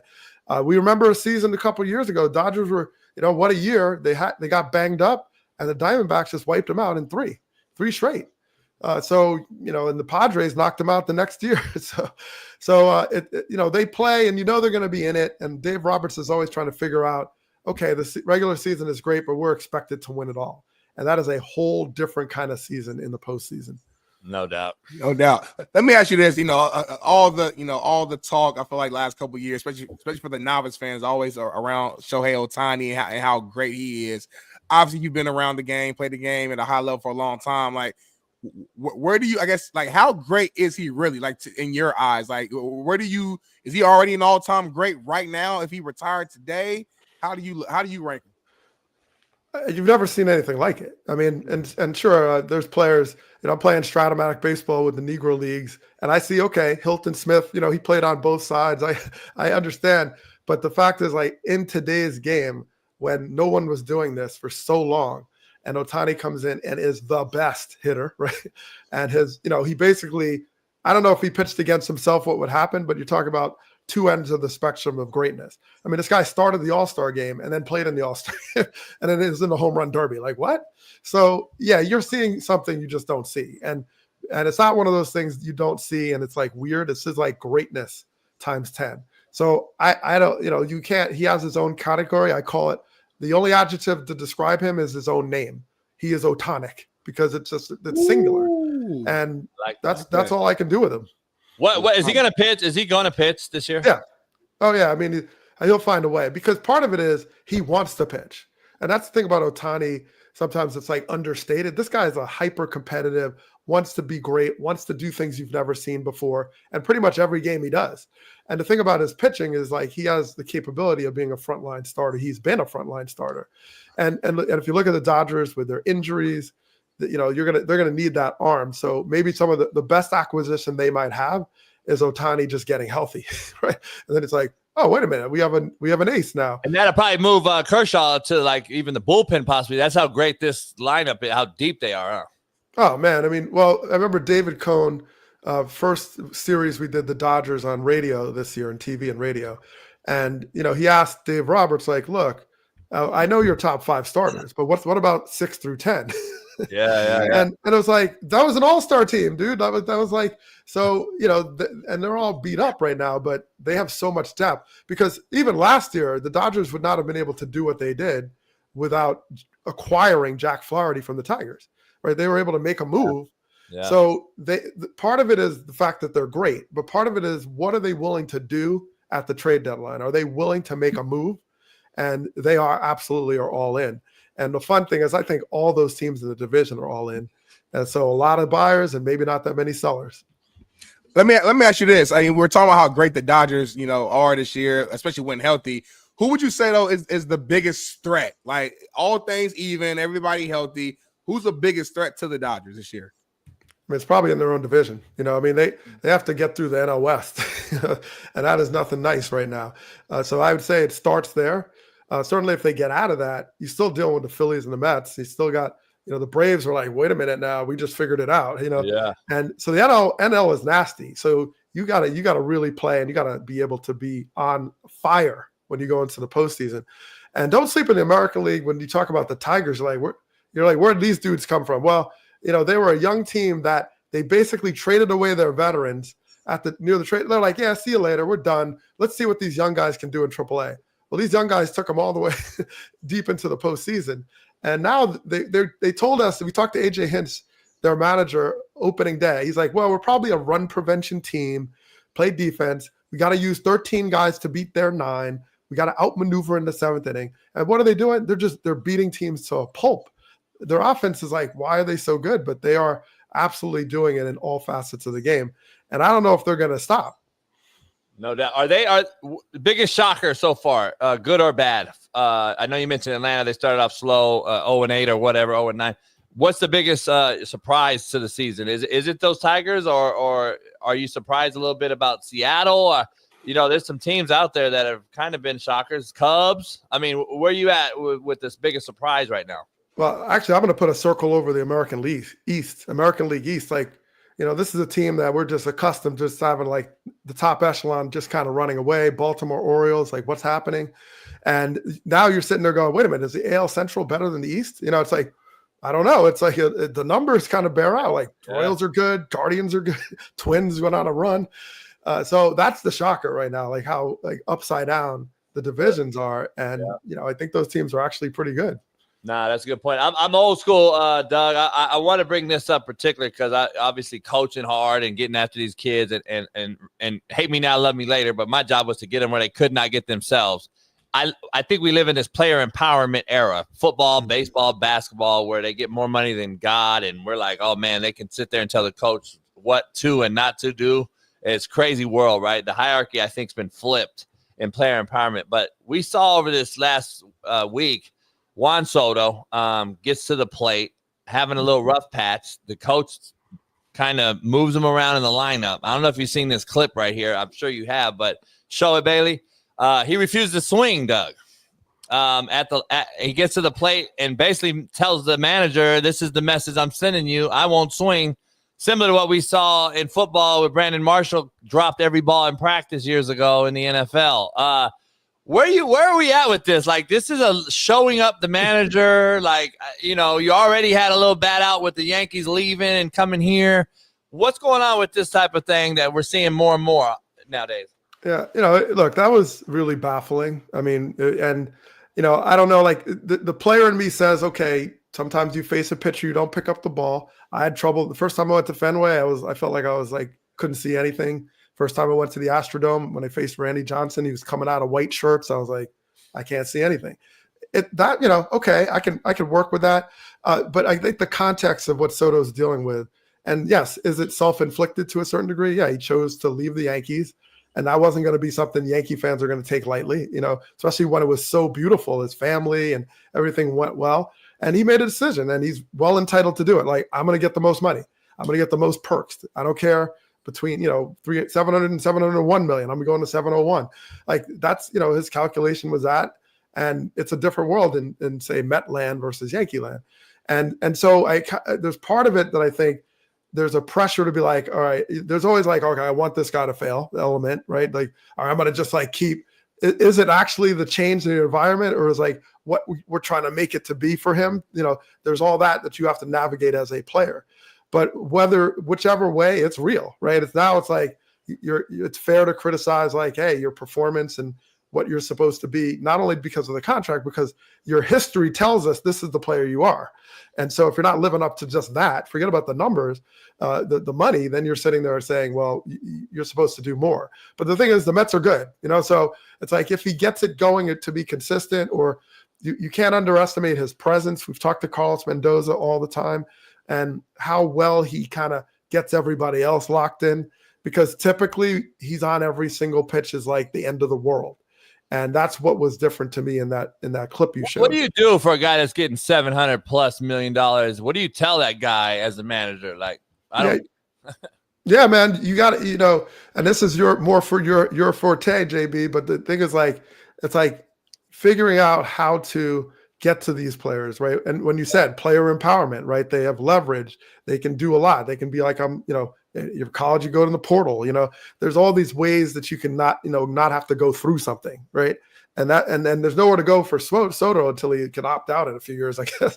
But that's right. Being able to go through the problem and come out of it with the experience, and instead of now having all the options of going around or over it or moving the problem out of the way, right? You know, you do lose something with that approach. And I think that, you know, as like, I remember talking to Dave Roberts, and you mentioned this.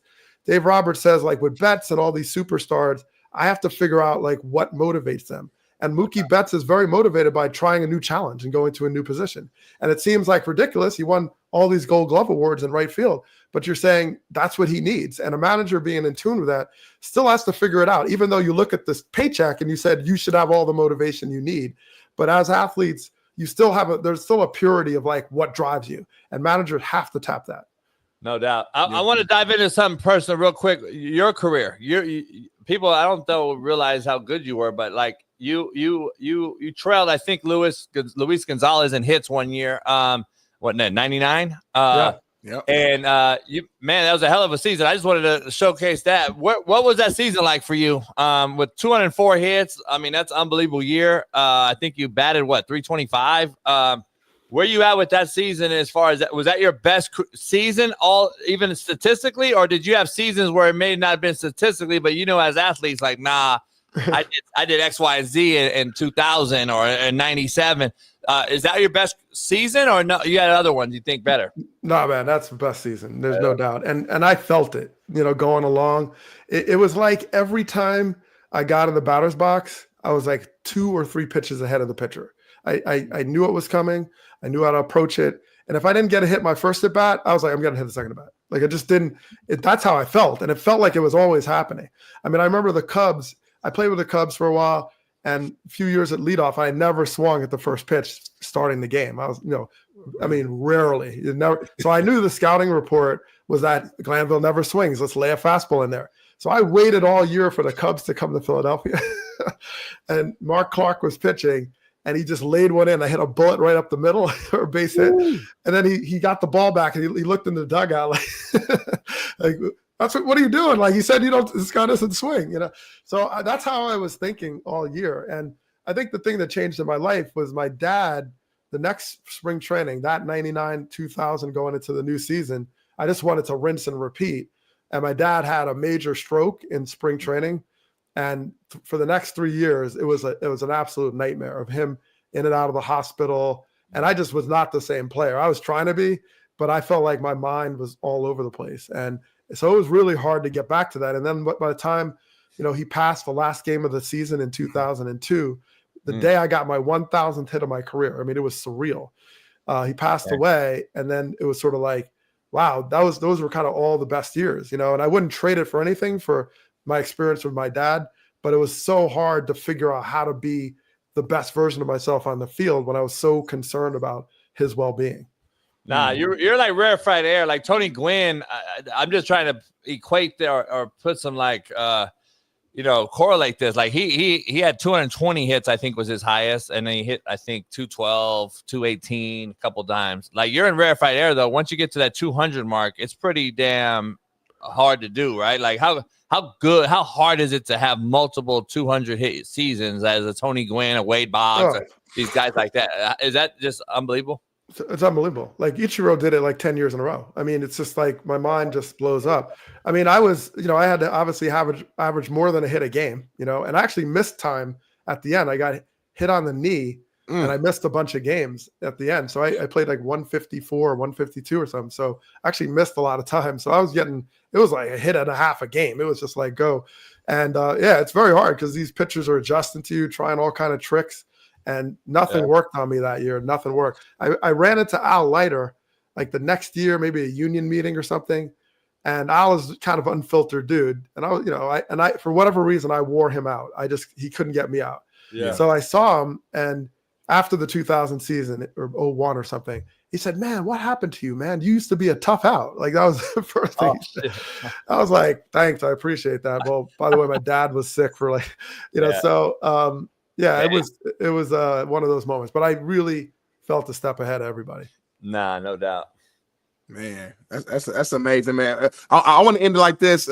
We always ask this, and whenever we have different athletes from different sports on here, is hitting a baseball the hardest thing to do in sports, period? Whether it's football, basketball, golf, is hitting a baseball the hardest thing to do? I mean, I'm biased on all this, so I'm going to say yes. I mean, I think it is, though. I mean, yeah. I mean, can I lift 500 pounds at the Olympics? Absolutely not. But so I have such a deep respect for all these athletes. Yeah. Gymnastics. I could name. I watch anything, and I love sports.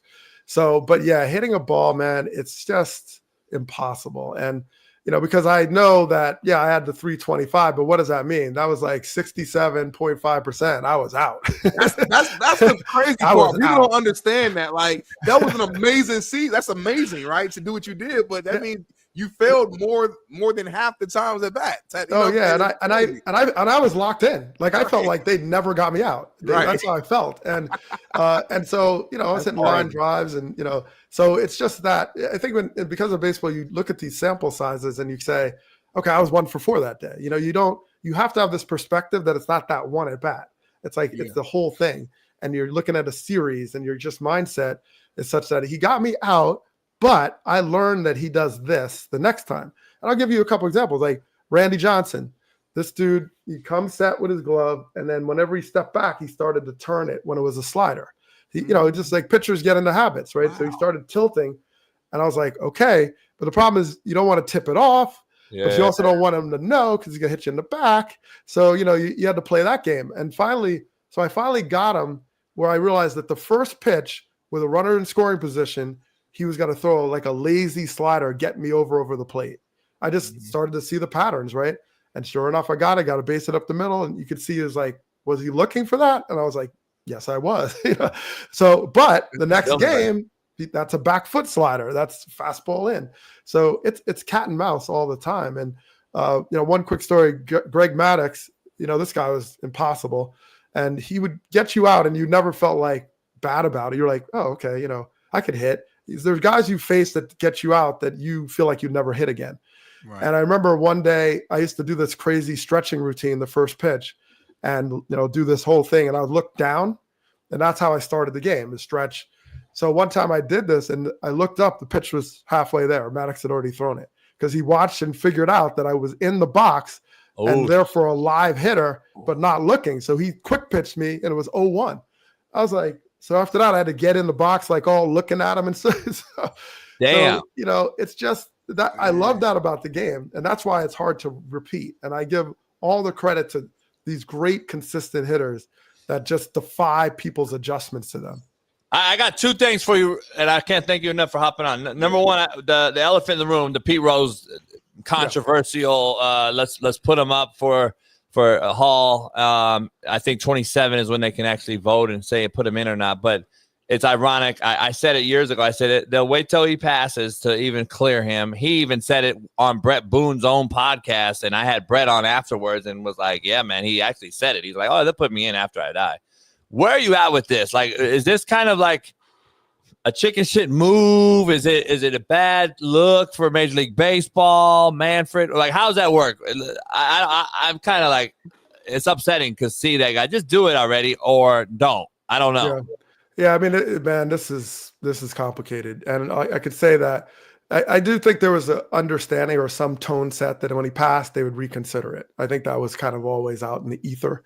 And I think that, the challenge is there's so many layers to it because first of all, there's no question he bet on baseball. And the thing about him betting on the team that win, that doesn't matter to me because it's like, in a series, the compromises you can make when you're only trying to win that one game. So you're saying even though it's on his own team, that means nothing to you. That it's still betting. Yeah. Nothing. Because when you read the Dowd report, people got death threats because of it. Like, so I'm hitting, all right, I'm playing to win, betting on my team to win.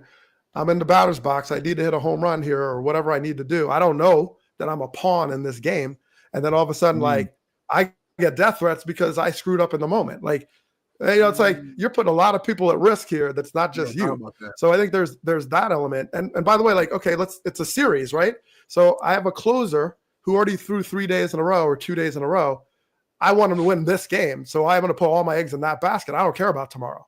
It's like, and by the way, the first in 87, when he was betting, they were like 46 and 36 when they started the season. And he made a whole lot of money, a whole lot of money in his team. But then what happened, right? So because you blew out your closer or you used them 10 times on games you bet on. And he was betting on all the other games as well. So you're really compromising the game and make people think it's fixed. And I'm out there trying to do an honest job. I have none but respect for you saying that because you're played. Like, is this the sentiment of you guys in the fraternity? Like, is the sentiment, because I asked Brett the same thing, and he's kind of on the same thing as you are. Like, it's still like football for me and Smitty. Like, man, the tush push for us. Like, that's the argument. He wants to keep it. I'm like, get rid of it. And I'm an offensive guy, ex-quarterback. I'm like, nah, get rid of it. Defense can't. It's not fair to the defense if you can't combat it. Is that similar to this? Like, you guys played it. You're there. It's kind of a backhanded slap in your guys' face as competitors. Oh, it's open-handed slap in my face. I mean, because it's like this is my manager. He's making decisions for his own interests. He's not playing to win. He's playing not to lose. His bet. Like what? Maybe, he had other issues, obviously, but when you read the report, it's like, it's deep, man. It's deep. And I highly recommend people to read the Dowd report because you see how, like, he had all kind of rings in different cities. And I mean, this guy had no remorse. I mean, and he jeopardized a lot of people. And so what, but, yes, take the numbers. Hall of Fame player. So if you just purely numbers, but so the Hall, let's just say the voters, they have to decide like what they want the Hall to mean because the Hall is a museum too. You could tell the story of Rose and Bonds and all these players in the Hall. You could still tell it. It's like the question, you want to enshrine it. Because when you enshrine it, now you're represented. Now it's etched in gold. Now it's all these things that it means something very different to the families, to the kids, to the game. You're going to have one guy in the Hall and then have the Black Sox over here in 1919 that threw the World Series. It's kind of tough to reconcile. So, I'm not saying this is an easy call because, it's not like the steroid juicer guys that their stats are what got them in. And it's very clear that that's why why they got in, right? It's a little different than like, this guy had the numbers are his numbers. Okay. This is one of the greatest hitters of all time. No question about it. But it's unfortunate that after the fact, when he was already all set in, he wants to go down this road. Like Shoeless Joe Jackson to me that's crazy too, right? Like that's great player. Years ago. Like, right. And a great player, no doubt. And, so it's like, for me, you have to look at steroids, sign stealing, all these scandals around baseball, the gambling. But gambling is, you just are totally undermining the game where people like don't believe this is real because people are just throwing games and you don't buy it. I mean, they in the story, they said the scoreboard went out in Cincinnati at one point and he needed to know the scores and stuff for the other games while he was managing so he had some guy was in the stands giving him hand signals to let him know what the scores were of the other games. So see who was up or down. I mean, this guy was like, I mean, it was elaborate. Yeah, this was elaborate, man. This was no like, oh, I just bet on one game. I mean, even the car he got when he got his, his winning hit, that was like held by one of the bookies and stuff like that because he owed this guy all this money. I mean, it's like mind blowing when you read this report. I saw you wrote a big article on it, so I was going through your article that you read too, that you wrote, and I was looking at it. Yeah. Put it on. Yeah, check it out. Welcome to Glanville. You could just find me on Substack, and I kind of emptied the notebook on this one, like 3,000 words, but I know it's not simple. I do know that. I know it's always controversial given your personal take anyway. Yeah. I always give takes that aren't comfortable talking about. People always, oh, JB, you're a hater. Nah, you actually have hands-on experience in this thing. No one else does. So your take is unbelievable. I appreciate it. Smitty, go ahead. Yeah, 100%. And you kind of just now a few minutes ago you brought up like steroids and kind of that's like a different lane as well. So I gotta ask you this though. Barry Bonds, is he Hall of Fame or not? In your opinion? Yeah, I don't know what they're going to do with this. I know that they haven't been putting him in. And the thing is, like, look, I have a very specific problem with PEDs, right? Mm-hmm. And on a whole lot of levels, right? Now, and even though I say Rose probably did more in certain ways, gambling when you're like, this game isn't real kind of thing. That was the PEDs, these individual choices that had this ripple effect. Because just think about me as a player, right? I'm going in trying to keep a job as a center fielder, and now the center fielders are all hitting 60 home runs. I don't have a job, right? And so there's a direct correlation to my ability to be in the sport because of these guys' choices. I'm facing pitchers that are juiced up and pitching at 40 years old. I'm competing not just against players on the other team. I'm competing against guys on my team for a job, and I definitely lost the job of the guy who failed a couple of times, right? So it's like there's like the direct personal thing. That's a very different story than like the bird's eye view. I watch guys in the minor leagues like work hard, play honestly, play clean, and lose out to a guy that like juiced. You'll never know his name, but he got 3 years in the big leagues. My roommate didn't. So they're like, and like the thing with players like let's say Bonds, Clement, whoever, it's like you always hear these stories about, well, there was a time where he was really great. He was already in. I was going to ask you that. First of all, do we know when they started? I mean, who am I supposed to believe? That's number one. And number two, let's just digest that for a second. Wait a minute. You were already the best player in baseball, and then you still took juice? You still, like, that's worse. That's worse, dude. You are greedy. You are already 4 times better than me, and then you're still going to do that? Like, come on, man. It's like you have all the privilege in the world as an athlete that's dominating, and now you're just greedy. So I don't know the lines. I also hear a lot that people say like, well, this guy who was juicing hit a home run off a pitcher that was juicing. So it's like all fair. It's like, right. You realize you're making the argument against a guy who didn't cheat, didn't do it. Yeah. So it's like, what are you talking about? Like the hypotheticals. And I think as a player, I think a lot of players that didn't choose to juice kind of feel like people talk over them and like they don't exist, and you're a little afraid to say something because it's like it's like glass houses. You might say something and people start calling you out. So I think that's the challenge that you have. Let me ask you this.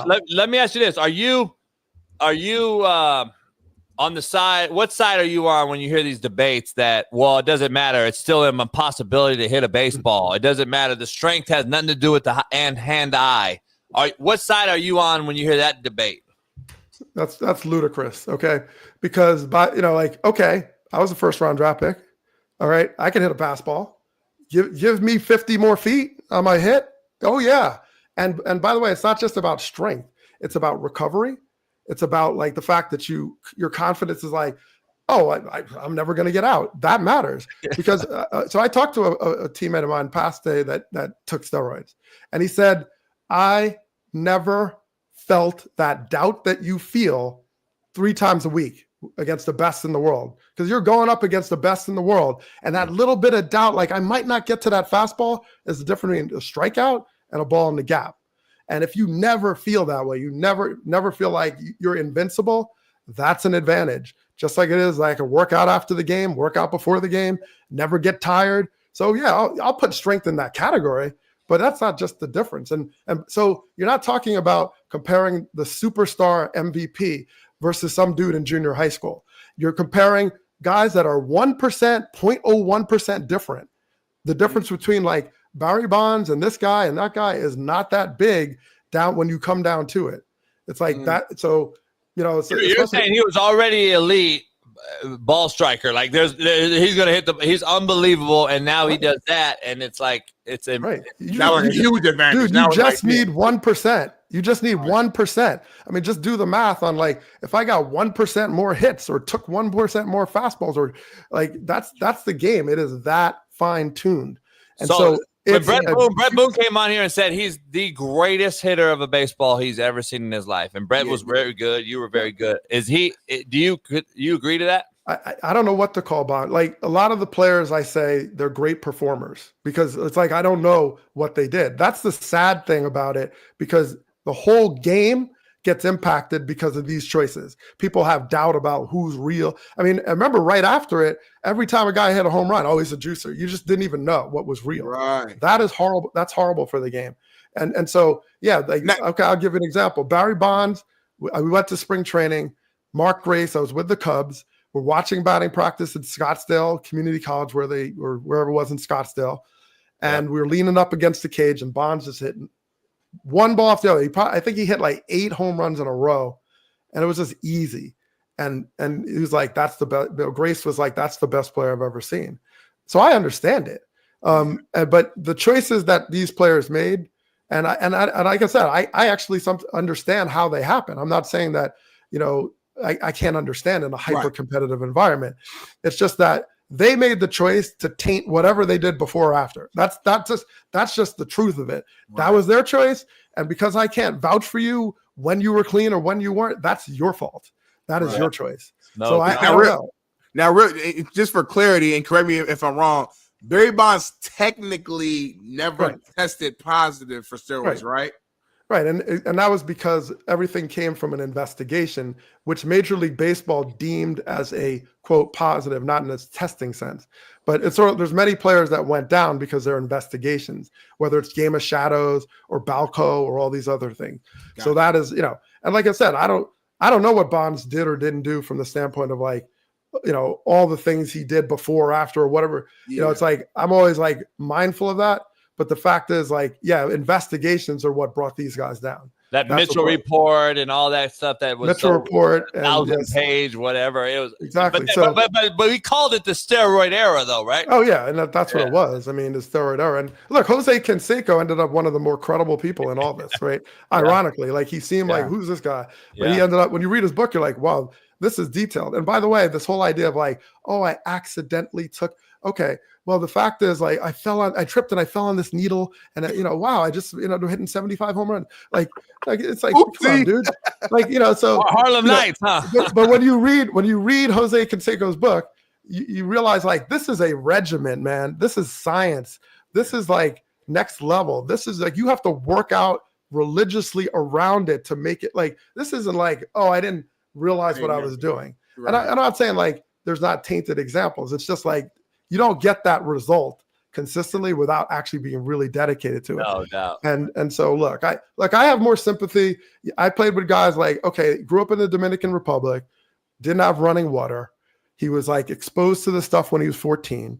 His career was flatlining in AAA. He's taking care of his brother, his sister, his mom, his entire family. He's the ticket out of poverty.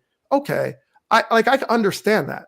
Right. I'm not saying it's still good, but I get that. You can't make that case to me when you are already the best in the world. You're already privileged. You already had every advantage. Like you're just straight up selfish and greedy at that point. And I'm not saying I don't even understand why, because you're in a hyper competitive environment. Yeah. You're just trying to find an edge. Mm-hmm. So like I said, I understand it. I do, but I just don't give people hall passes. I love it. I love it. Last thing I got for you, I can't think of enough, Doug. It's been unbelievable. Let me ask you this. Right now, starting a team or franchise today, as it currently sits, and that's Ohtani not pitching as we are today. Yeah. You taking Judge or Ohtani to start your program? Ooh, man, that's a good one. Oh, wow. To start your franchise today. Who's younger? I think Ohtani's younger, right? I think they're I close. think he's younger. I think, yeah. Yeah, I think he's younger. So I'll go with Ohtani because he could pitch. You know. So you have that in your wheelhouse. Even though he's not right now, you have it in. You have it. Yeah, absolutely. You're getting like two players in one, kind of like in a sense. You are. Two great players in one. That's all stars. Yeah, it's unbelievable. Man, Doug, I can't thank you enough. This is amazing. One of my favorite interviews ever. Yeah, it is mine as well, man. I thank you. Can't thank you enough. What do you got going in the fire right now? What do you got cooking every day? Like, what's your day to day? Well, I write like 2 or 3 times a week for my Substack. I just did one on the bulletin board that was over my bed growing up, and all the fan stuff I pinned on there. Today, I'm releasing a piece on when Jose Alvarado of the Phillies. He got banned 80-game suspension for PEDs, and they said it was an accident, whatever it was. I don't care about the reasoning. But I'm writing about the fact. I don't know if you remember, there was a kid that was imitating him in the stands. Oh yeah, yeah, 12-year-old, and that was kind of like it reminded me. I was a Philly fan growing up, and it kind of reminded of me. And I just speculated in this article about what's that conversation he has to have now to that kid, Like, I think that's what I'm thinking about, because I was that fan. I was a 12-year-old Philly fan, and now your kind of hero has this like blemish, and it's actually pretty sympathetic to even Alvarado. I don't try to like bash people in that sense. I try to like say that there's maybe an opportunity for Alvarado to kind of make right or just do something positive with it, and he might actually get something out of it. So that's sort of where I'm going. No doubt, man. Keep killing it, man. I can't thank you enough. Hopefully everything's good, you and the family, and hopefully we have you on again towards the end of the season, October maybe. All right, guys. Appreciate it. All right, JB. Doug, appreciate you, brother. Thank you. Take care. Bye-bye. Man, great. That's one of my favorite interviews, bro. I'm going to be honest. I mean, he gave great just responses. He kept it real, didn't hold anything back, gave stories, well-spoken, just like everything you would want. He knocked it out the park. No pun intended. You can't ask a cat, and you can't do nothing but respect his take. Like everyone in the chat and everyone else could have a different opinion, but it doesn't matter. He actually was there for 9 years. 9 years was there, and he's a guy in a rarefied club of 200 hits, over 300 that year. Like, and his answers like make sense, even if you disagree, which is totally fine. Whatever, like it makes sense. Like his reason for Pete Rose and having an issue with it made sense. I never even thought about how it would impact the other teammates. I never even, considered that piece, but that's a good point in the death threats and things like that nature. So, that was incredible. And on top of that, he's a brother. That just add ice on the cake. So, shout out to Craig Larson, man, doing this thing, man. He's been killing it, man. He white. Craig's white. So anyway, man, great. Probably didn't do what? I'm trying to think. That was our first. We probably gotta do a quick quick break, huh? And then come back. Yeah, real quick, because the last part of this show is going to be unbelievable. Every Friday, we got the P. Diddy Insight, the T, whatever y'all call it. The T, what do you call it? We need like a sound effect. Yeah, we need like a big rap. Bailey needs to create a whole thing right now. Like, no, we need to find like one of them little, them breaking news sound effects. Like when, here we are. Like, what about this? Diddy news. What about this? What about this? What about this?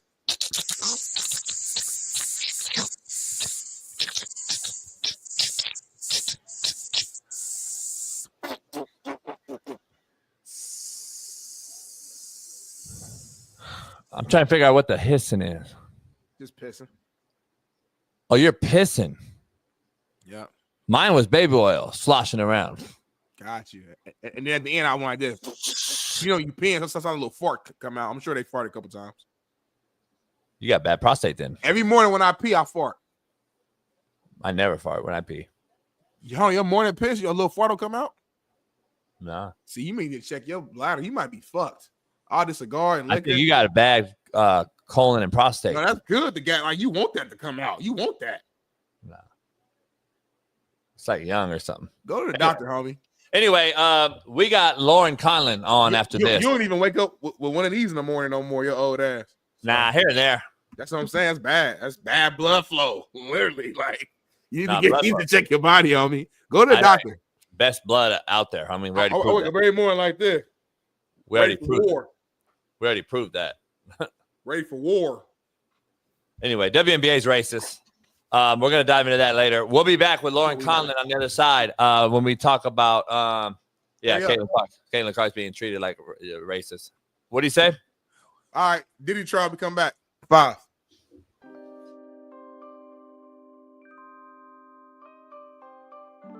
Yeah, what advice did you? I guess you feel like I know you always thinking back to like, what would your grandpa tell you in this situation or that situation, this situation?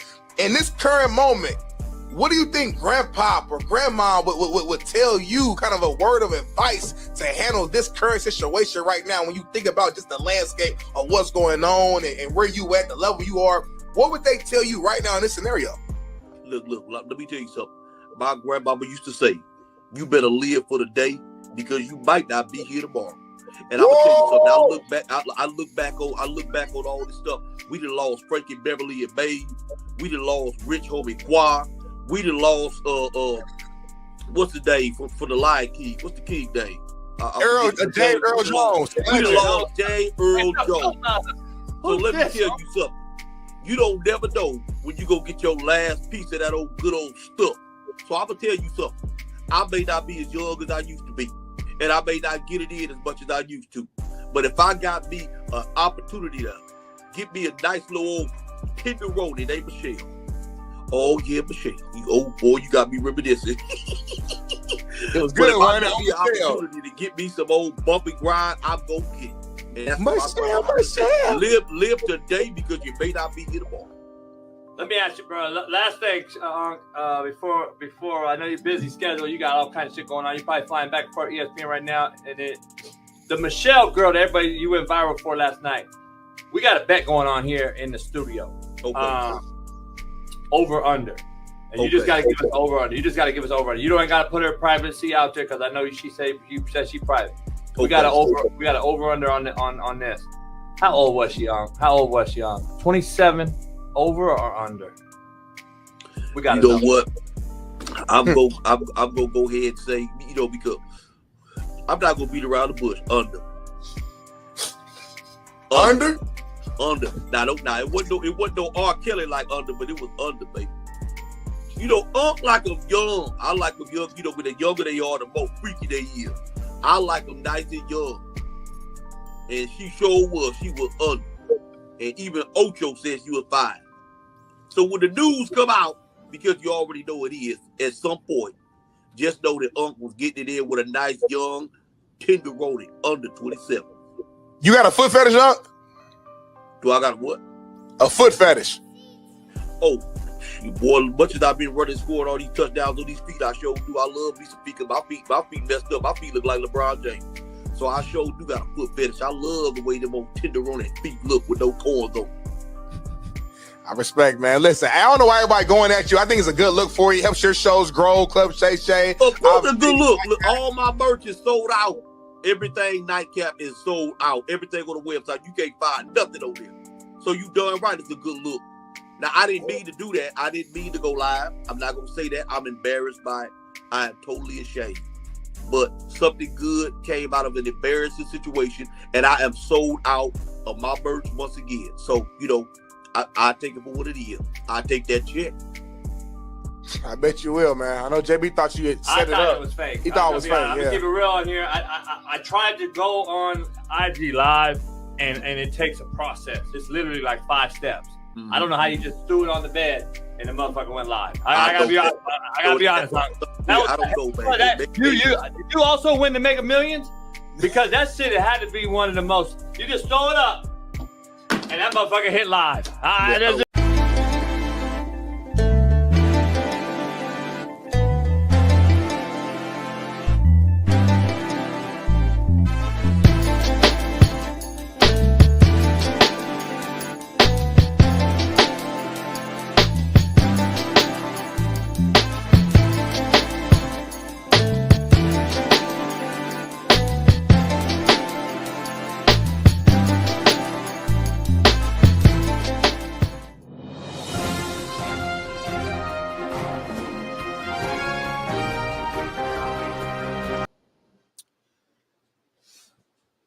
We are in the building. Lauren Conlin, I appreciate you coming on in. Lauren, real quick, introduce the audience. I'm going to introduce the audience to you. So basically, you're a reporter and a host, and you do pop culture and true crime. I know you got a YouTube channel. Where'd you get started? How'd you get into this? Wait, are you muted? Hold on. Are you? Yes, I was muted. Oh, there you go. There you go. All right, bet. All right, how'd you get started in this whole thing? And what do you got going on? Well, thanks for having me. I used to work in radio. I did news for a radio station, entertainment. I used to work for a reporter in New York City who is well known for doing red carpets. He's got these big bushy eyebrows. His name is George Whipple. I used to do red carpets for him. And then one day I just kind of branched off on my own. I started freelancing and freelance podcasting, reporting, getting all these different types of gigs. And I really kind of made my way from strictly entertainment to pop culture, true crime, because let's face it, no one really cares about a celebrity unless they get in trouble or there's a scandal. Right? I mean, it's true. Nobody. Unfortunately. Yeah. And it is kind of exhausting being on the red carpet and just kissing so much ass. Am I allowed to say that? I'm so sorry. Please. Okay. All right. The more you cuss, no, the more you cuss, the better. The more you cuss, the better for me. Well, it's just like, I love the movie. Was it so fun to make this movie? Did you guys all get along backstage? And or you know what I mean? Like, it just it wasn't for me after a while. And so I have just such an interest in psychology and the human brain and trials. Truly, I like to follow these. And so I started my own podcast. I recently started my YouTube channel, Pop Crime TV. And yeah, so here we are. Well, again, I'm sorry I came on a couple seconds late here, but definitely BPS. It's my fault. You're right. BPS. It's definitely BPS. But a fan of yours. I've been following you on Twitter, and this your breakdowns of this trial and this case is chef's kiss. So now it's an honor to have you on here. We appreciate you. Yeah. Thank So you let's so much. no doubt. I can't wait. We'll make this a weekly segment. I know you're off Friday, Monday because of the holiday, right? They're letting court out. So how did you get in? How did you get a seat? How did you get in here? I mean, I have a press pass. You can apply as someone, a credentialed member of the press, if you cover a lot of these trials or these events in New York City. But you don't just automatically get in with a press pass. I've been waking up pretty much every morning at 5:30.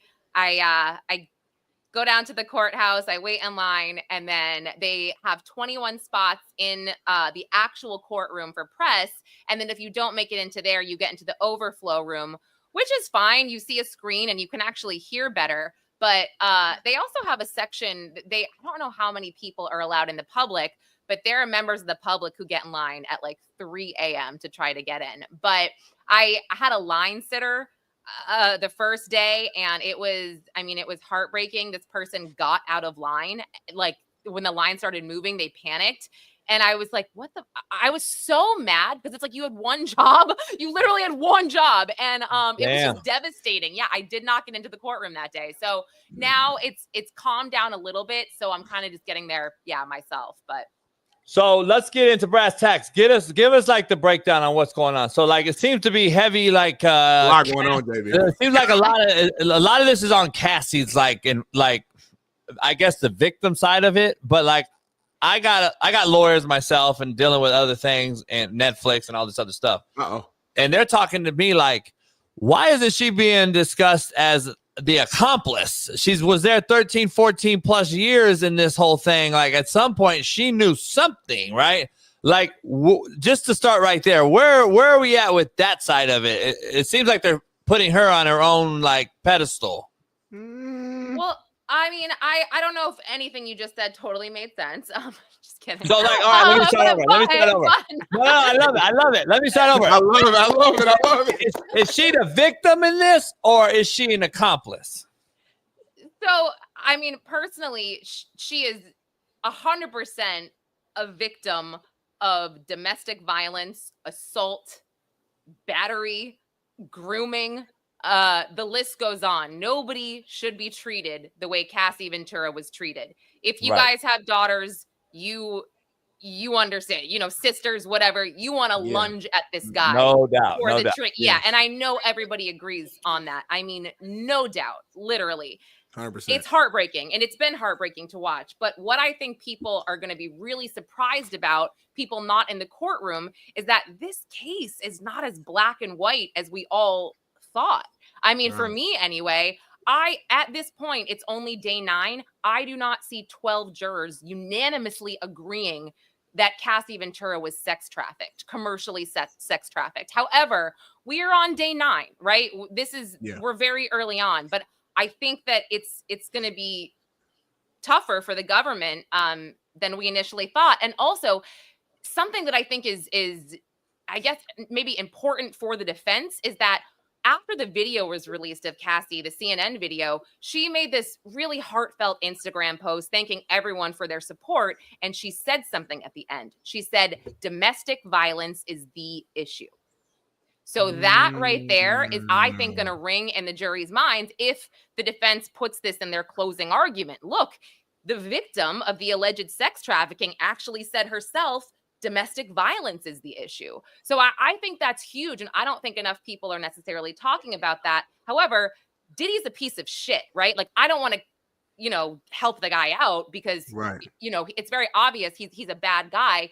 But the statute of limitations was up when this beatdown happened, when a lot of this stuff happened. So it's a tough case. You're seeing Cassie obviously say certain things via texts and emails that, listen, I don't want my text read when I was 21 years old, saying things to an older man, trying to placate to him because that's what trauma survivors do. They've got these, this trauma bonding. They've been groomed. They also don't feel like they're getting love when they're not being abused. So Cassie was in this awful spot, but was it sex trafficking? I don't know. Right now, I can't say, but I think this is going to be one of those cases that, of course it's up to the jury, but I think it's going to be just all on the opinion of the jury based on the circumstantial evidence that they saw, No, well, 100%. And I feel like, I try to keep my ear to like the social media streets and just, the coffee room, so to speak, and just kind of get everyone's opinion. And one thing that keeps getting brought up is the fact of it feels like to this point that a lot of the information and stories that have been pushed out has been more so to just, how do I say it? To just kind of show how like bad of a guy Diddy was and like how freaky, nasty, or whatever he was. But from a legal standpoint, there hasn't been anything that seems to like stick that, okay, that's, to your point, that's sex trafficking or that's this or that. It's like, it's just showing how wild of a person, that bad of a person is. Is that fair or no? No, I mean, I would say majority, yes, it's completely sensationalized. So at the end of the day, I do my breakdowns, which I'm telling you pretty much what went down from both sides. I don't really give a lot of opinions. And then I go look at the headlines, and the headline for the day is that he took ecstasy pills with Obama's face on it. And I'm like, maybe I said that, maybe I didn't, but I didn't really give a shit at the time. What I will say is there have been a couple things that, we heard that he essentially extorted Cassie's parents for $20,000 over releasing these alleged freak off videos or sex tapes. So, however, we know that he gave the money back. And we didn't see this demand. We see an email Cassie wrote her mother saying that Diddy was threatening her. We see Cassie's mother's testimony saying he wanted this money. So again, I feel like it's going to be up to the jury. If we don't see the receipts, if we don't see whatever, it's going to be witness testimony only. And as of right now, they are all very credible. But again, I think a lot of people might be thinking here, is Diddy being targeted? Are these charges is this a witch hunt? Right.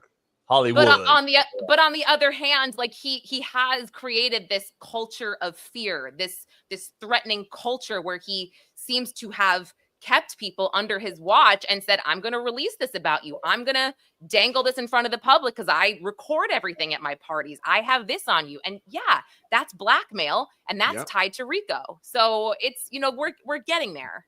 I was going to ask you that. So that's where the racketeering and all this is coming in at. Is that where the RICO part kind of starts and ends as far as being labeled a RICO case? Yeah, I mean, we're starting to hear from some of his employees, 2 assistants, which I don't think their testimony necessarily helped the RICO, I guess. I mean, they talked about going on drug runs for Diddy, and this is why they got a proffer agreement and they got immunity. But even when they went to pick up these drugs, we're talking like 8 balls and stuff. We're not talking about like mass you know, these mass amounts of cocaine, massive amounts or anything like that. And even the defense said, you know, they're going through the indictment and they're like, well, you know, they found these drugs during this raid in March of 2024, but they're actually destroying the drugs because there's such a small amount. So I feel like, yeah, the more employees that come forward. Oh, I do think we're supposed to hear from Capricorn Clark, one of his assistants / turned marketing director who was good friends with Cassie, on Tuesday. And she was also the one that was in the car when he broke into Kid Cudi's house. So I think that she's going to have a lot to say about an alleged criminal enterprise and certain things that went on behind closed doors. And I'm so glad you brought up Kid Cudi, because that was going to be my follow-up question. You kind of mentioned that, you know, Diddy has created this culture of fear, obviously on the blackmailing side, but also in his actions. What can you tell us about, you know, Kid Cudi, you know, going on the stand, and I guess what all did he share and or confirm? Hey, Lauren, before you answer, is that the last piece to yesterday's deal? Was he the end to the before the weekend? He wasn't. Okay, he wasn't the end. Yeah, but I mean, after Kid Cudi, it was a hotel manager. Again, that was just corroborating that baby oil was spilled all over the floor and candle wax was everywhere. I mean, that baby oil seems to be a huge deal with this case. I've heard baby oil so many times. It's like, is it like, damn? Play a drinking game. You could literally play a drinking game, and I would be on the floor at the end of the day. Namely, week 1, week 2 hasn't been as bad, but still, it's like, okay, we get it. The man likes baby oil, and I think that like everyone talking about how, oh, there's GHB in it, and so when I will do these videos, people will look at me like I'm the stupid one. Don't you know they're talking about it because there's GHB? Guys, I don't think so. These assistants went to go buy it and deliver it to the hotel room. We're seeing drugs seized from Diddy's houses and from these hotel rooms.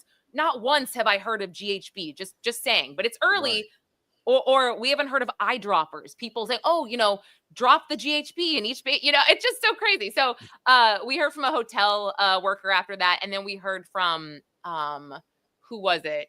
It was, a makeup artist that worked with Cassie, testified about a beat down that she heard but didn't see. And then it was Kid Cudi. But Kid Cudi was, I mean, he was a good witness. He was credible. You could tell he did not want to be there. There were some really funny moments, I will say. I mean, really? He walked in with a cigarette, Smitty. He walked in with a cigarette. I was laughing. No, he didn't. Yeah. Not into court, but not outside of it. Yeah, Marlboro. That's hilarious. Okay. Well, yeah. And so just the questioning from the government, they would say, you know, what was your reaction to your car being blown up? And he's like, I was like, what the fuck? Like, he just would say to things like that.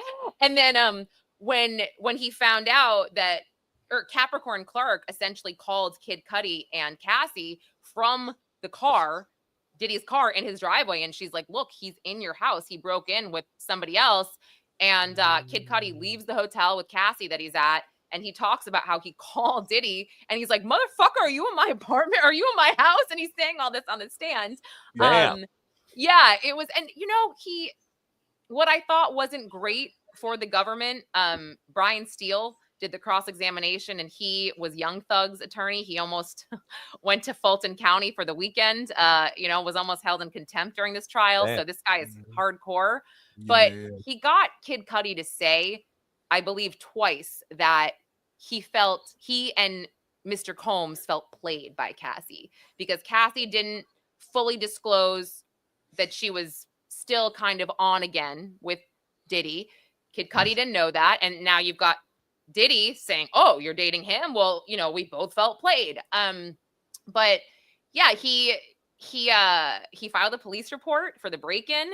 And then a month later, even after Cassie broke up with him, a Molotov cocktail was thrown into his car and he filed a police report there. And Brian Steele said, well, didn't you know that the LAPD, they only pulled female DNA off of some of this evidence? And Kid Cudi was like, well, I didn't know that. So this coming week, we're going to hear from someone in the LAPD and someone from the LAFD. So I'm kind of hoping we see police reports and just different reports that he filed. And will we see Shaun Combs? Will we see this name, or will this just be a general report? And if so, it's going to be up to the jury.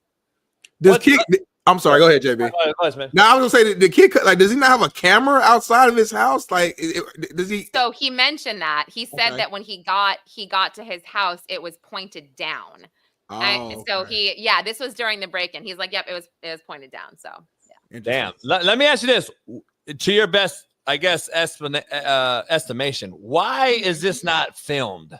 Like, it's Johnny federal. Depp, O.J. Simpson. Like, why is this not huge TV?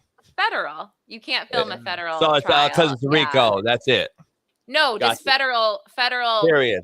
trials in general. Period. Yeah, and New York. They don't film in New York either. So Got you. I know everyone's been asked. I saw it on I saw it on Rogan, and a couple others were like, this would be great TV, blah, blah, blah. And I figured it was federal, but I was like, it's funny because this would be huge TV. Let me ask you something real quick about this whole case. Next week, you said it's going to be big. I want to just get your what's his demeanor like in court? So it depends. I think I shared the other day.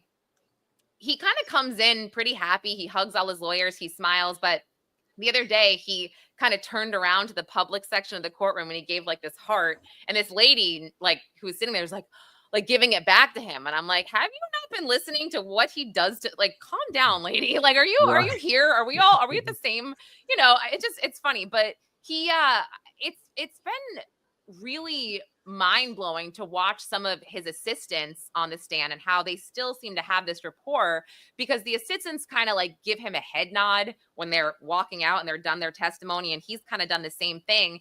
And George Kaplan, the assistant that we heard from yesterday and the day before, he actually said that he still uses some of the things that Diddy taught him in terms of like work ethic to this day. And I'm like, this is a government witness. Come on now, and these guys also, this assistant and the one prior, since they bought drugs for Diddy and since they kind of handled some of these guns and these scenarios, they were given immunity. They were given proffer agreements to testify. Wow. No, yeah, that's insane. Let me ask you, okay, to that same point, how was, I guess, Cassie's demeanor while she was, in trial, and just, seeing her, did she look confident? Did she look concerned? Did she look just, what was your read on her? I mean, I have to say, she's a queen. She's so pregnant. I would have probably tackled people at that point in my pregnancy if I had to get up there and relive the most humiliating moments, the most traumatic moments of my life. I mean, text messages from when she was 21, can you guys imagine that? Your sex messages from when you were 20. I mean, and you've already, I don't want my messages out now. I don't want none of my messages out. Okay. Thank you. Right. 2 toddlers at home. She's this big. It's just like, man, she was so composed. She was so poised. She was soft spoken, but she, I thought she did a great job for all that it was. No doubt. All that's considered. Let me ask you this. Like, obviously, like, you said a lot. Like, go back and look at your videos. You broke down everything. Is there one, like, if there's one thing that just stands out, like the craziest shit that you've heard so far, in your opinion, like, what would that thing? Because I've seen things where, and they're getting to the details of some of the freak offs and rubbing certain things on Diddy's nipples, and there's a lot of stuff. That was bad for me, dude. That was bad for me. Me too. I heard that. I said, there's no way this is like and I don't try to judge people, but like, that's some crazy shit. I'm sorry. That's crazy, Lauren. I feel like we didn't need to know a lot of this. I mean, it's been so bizarre to have to hear about his preferences. I mean, the other thing that was like, I'm like laughing, and I look around, no one's laughing. I'm like, all right, sorry. But no, just like there was a moment when, and sorry, I have to jump in like 2 minutes, but there was a moment that he describes it. And, we hear all this stuff about him being gay. I don't know. We haven't heard anything about any homosexual, activity, but there was an instance where Cassie, or no, it was one of the escorts describing this, Daniel Phillip, where he witnessed Cassie doing something to Diddy, like oral on Diddy, while another escort is having sex with her. And Daniel Phillip described this moment where Diddy thought that escort was looking him in the eye while this was happening. And he's like, motherfucker, don't look me in the eye. And the guy's like, I'm not. And he's like, you looking at me in the eye.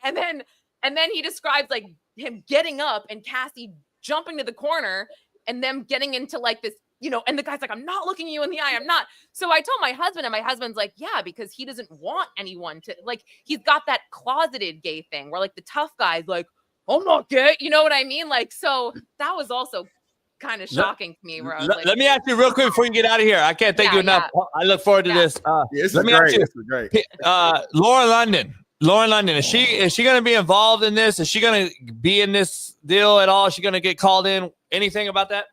I mean, we'll see, because we don't have a witness list. A lot of these trials, you get the witness list ahead of time. We only kind of find out who's going to testify the day before. And that's if you kind of, the jury is dismissed. And if you kind of hang around for a few minutes, they discuss these things. So that's how we found out on Tuesday that Kid Cudi, they're like, oh, and it should be Scott Mescudi this week. And everybody was like, oh. And then you could see all the reporters and the journalists just try to book it out the door to be the first one to report it. And I think it was Complex that got the exclusive on that. He made it right out the door.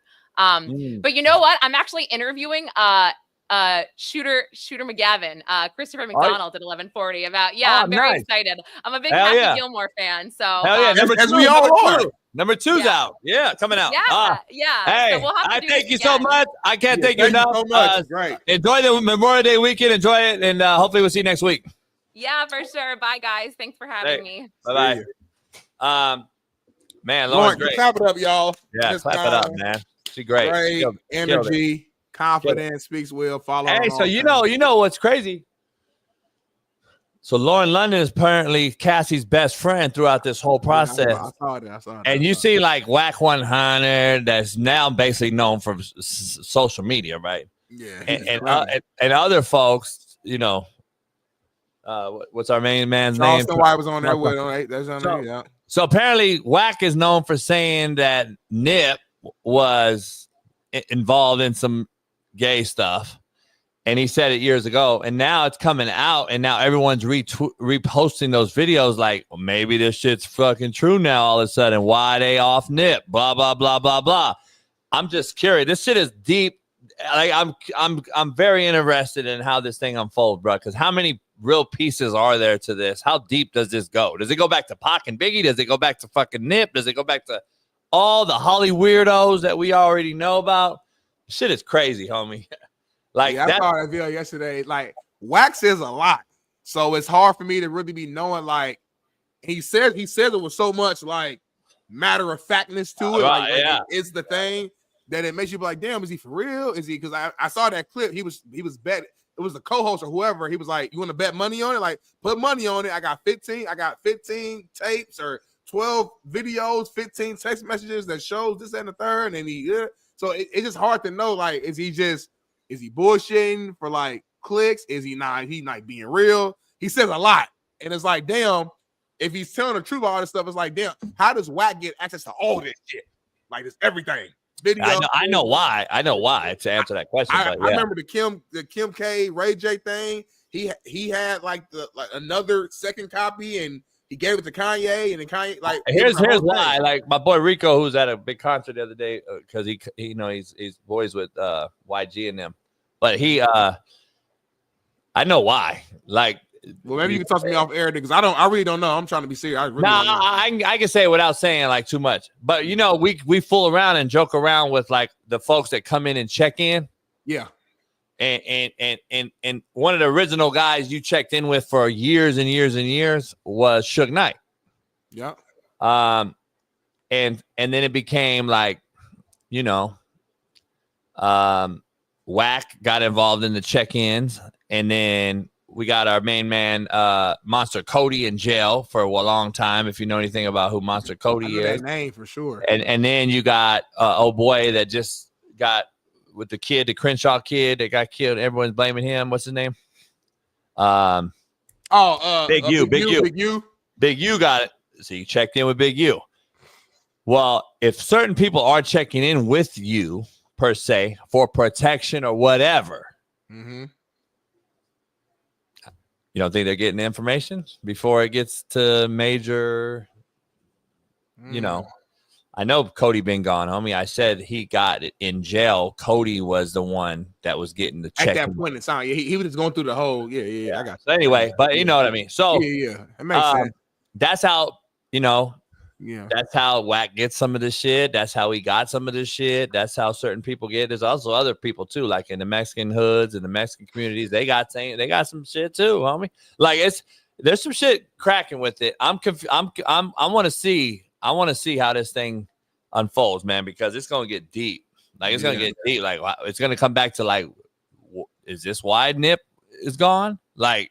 Yeah, but see, it just get a little hairy. You know how I am. I hate speaking on the dead because they're not here to like defend it. You know what I'm saying? This is the same conversation we're having right now. We're having the same conversation when Pac got smoked. Right. Yeah, I've seen those storylines. Yeah, and I was just in Vegas that same weekend. Then Biggie out here, Right. and everyone's like, and everyone's like, because this crazy story, dog. Like I was at a big party with like. Tiny Lester, Debo, Zeus, who passed away too, crazy. And then my main man from Green Mile was there. Yeah, passed away. What's his name? Passed away. He was in Friday too. Was in Friday too. Yeah, yeah, he was the one who knocked out. Yeah, yeah. So here's the crazy part. He was a real bodyguard, you know. So my homeboy, Big Phil, who runs a big time bodyguard service now, He actually that's where we were at. We were talking to them cats years ago, and he was like, "Man, you know, I was Biggie's Duncan Clark Duncan. Clark, yeah. He was Biggie's bodyguard. Really? See, a lot of cats don't even probably know Michael Clark Duncan was Biggie's bodyguard years back. I didn't know that. And trip this. He told us personally, he's like, man, Biggie should have never been in the front seat. Whoopty, whoopty, whoop. He was like, this was a horrible setup, bad management, bad security. I would have never had Biggie in the front seat in LA, blah, blah, blah, blah. And it was like, I was listening to it, and I was like, yeah, I wonder why the motherfucker was in the front seat. Then he brought up something, homie, that no one else talked about. Why was Biggie in LA so long? Guess who had him here so long? Diddy was running it, right? So, like, why are you in LA so long after the Pac situation? You know it's hot out here between the Compton sheriffs that were allegedly bought to deal with this, and then you got Suge, and then you got... Why was Biggie in LA for so long, homie? He was here for the Allen Iverson Philadelphia 76ers game versus the Lakers and Clippers. So he was at both games, right? At Staples, and then he stayed for like 2 more concerts, and then he was still here. They kept showing him, and this was before social media really was anything and cell phones coverage. And the cat was in LA for I want to say almost like 18 days straight. And it was like, why is he still here? Usually, you know, cats hitting, you know, you get up out, come back, you go Laker game, you're out of there. A lot of money out here. But here's the thing. During that time, Smitty, I was at the East vs. West concert where it was a riot broke out. Grape Street Watch ran up in the sports arena, and it was crazy, right? Ice-T had to take over for Bill Bellamy and take over the host because they were about to fuck Bill Bellamy up on stage, homie. Really? Oh, yeah, it was bad. Ice-T kind of like, out of respect. Ice-T wasn't even the MC. It was Bill Bellamy. Ice-T had to take over, homie, because Grape Street was storming the fucking stage. What side is Ice-T? Ice-T. I mean, he grew up in it, so he got respect in LA. So I think so he calmed it down. He came out in a Shaq Orlando Magic jersey. I'll never forget the whole night because it was great because cats was getting thrown off the top balconies, homie, in the sports arena. Damn. Where the Clippers used to play. And cats was getting thrown, homie. It was a riot broke out, and they started shooting outside. It was wild, homie. That was the first and last. It was the East versus West. It was supposed to be like a truce type of deal. Yeah, like it was Tribe Called Quest, Ice Cube, Ice-T, Biggie, Pac, Snoop. I mean, you name it, homie. Everybody. And it was supposed to bring because remember that was when the East and the West Coast thing had a big time beef going on in the war of rap war, you know. Yeah, war of words type of deal. Mobb Deep, Pac, like it was a Nas, and it was crazy, and that shit was crazy. But that's when he was out here forever, homie. Like he was fucking out here forever, and I was like, cats even in the hood were like, I saw Biggie last night. I saw Biggie at the Source Awards. I saw Biggie at the Emmy. I saw Biggie I'm like, why is the motherfucker here so long? And so that was the first thing that came to his, like Michael Clark Duncan even mentioned, and we were just talking, and I didn't know him. I was just there in a conversation because my boy Phil did security for like Mac 10, Ice Cube, and everybody at the time. And we were getting, and Michael Clark Duncan was Biggie's deal. But you know what's crazy, homie? This thing goes back to, someone put it in the chat, which was crazy, Prodigy, who was one of my favorite with Mobb Deep, how he got, they said he swallowed on a fucking egg and died. That's how they say he passed. And this was told to me years ago. I mean, he's involved. Diddy's involved with him, homie. And there's a conspiracy that he's also involved with that. Are we saying Diddy is the biggest gangsters or whatever? Homie, I've heard from a lot of rapper cats, homie, especially dealing with the big 3 and Q, being around certain people in closed doors with Rappaport and shit. And they'll tell you straight out, like, took our phones and everything with security. Like, no recording this. Like, there ain't no quiet record on this. Oh, don't even say nothing there online. We talk about this off camera. Then I don't want to. No. I'm just no. It's not. We're not. I'm not giving you pertinent. What I'm saying is, I heard though that, like, yeah, homie, like there's a lot of cats involved with this cat, bro. I mean, he know everybody. Like this cat's involved with a lot of shit, homie. She said, Lauren just said he getting the top. Sex workers behind doing a train. He looked up, Buddy was looking at him. He threw Cassie and started fighting, tussling with him. Butt ass nigga said, "Don't stare at me in my eyes." That is insane. That's insane, homie. Let me ask you something. Can you be a serial killer without actually killing someone yourself? That's where question. That's where this is at, though. Because you be like a serial, like. It's almost like a point guard of serial killer. It's like you throwing the oop for all the killing. This is where this trial is at. Like, this is where I think it's headed, because I've been hearing these stories, and it goes back, homie, to Russell Simmons, bro, why he left the country and the Epstein Island. Like, this thing is so big, homie, I don't know if you can recover. You think they connect to all that? You naming everything. That's what I've heard, homie. I don't know. I'm just saying this. I've heard a lot of shit. Like crazy though. Why would all this? Why would everything be associated with him though? Like, it's crazy. Like, his name's been talked about since '96 about all this though. Like, seriously, think about it, homie. Like, I don't know. Like I said, a good friend of mine is who he threw the weight at in the UCLA weight room when his kid was at UCLA, and he heard a bunch of shit through dealing with his people during his son's enrollment at UCLA. Snoop Dogg's son also. There was a lot of shit, homie, and they get to hear a lot of little pertinent information, and they're like, dog, the shit runs deep as fuck, homie. I'm just saying, like, there's so much involved. The Justin Bieber thing and fucking, like, why is it all associated with Puff Daddy? Like, that shit is wild, homie. I'm just saying. I don't know. I don't know if it's true or not. I'm just saying it's sure is ironic. I mean, that's your circle, so I don't know, man. I mean, you know, you. I know when you were young, you were getting invites to those parties and things like that. Not the freak out, but like the original first party. So I'm sure you saw some things and heard some things. Here's the crazy part about it is though, like Jamie Foxx too. They say that he was the reason that he said it. Did Jamie say his name exactly or? Jamie said it, and then the bodyguard who just went on Suge Knight's bodyguard.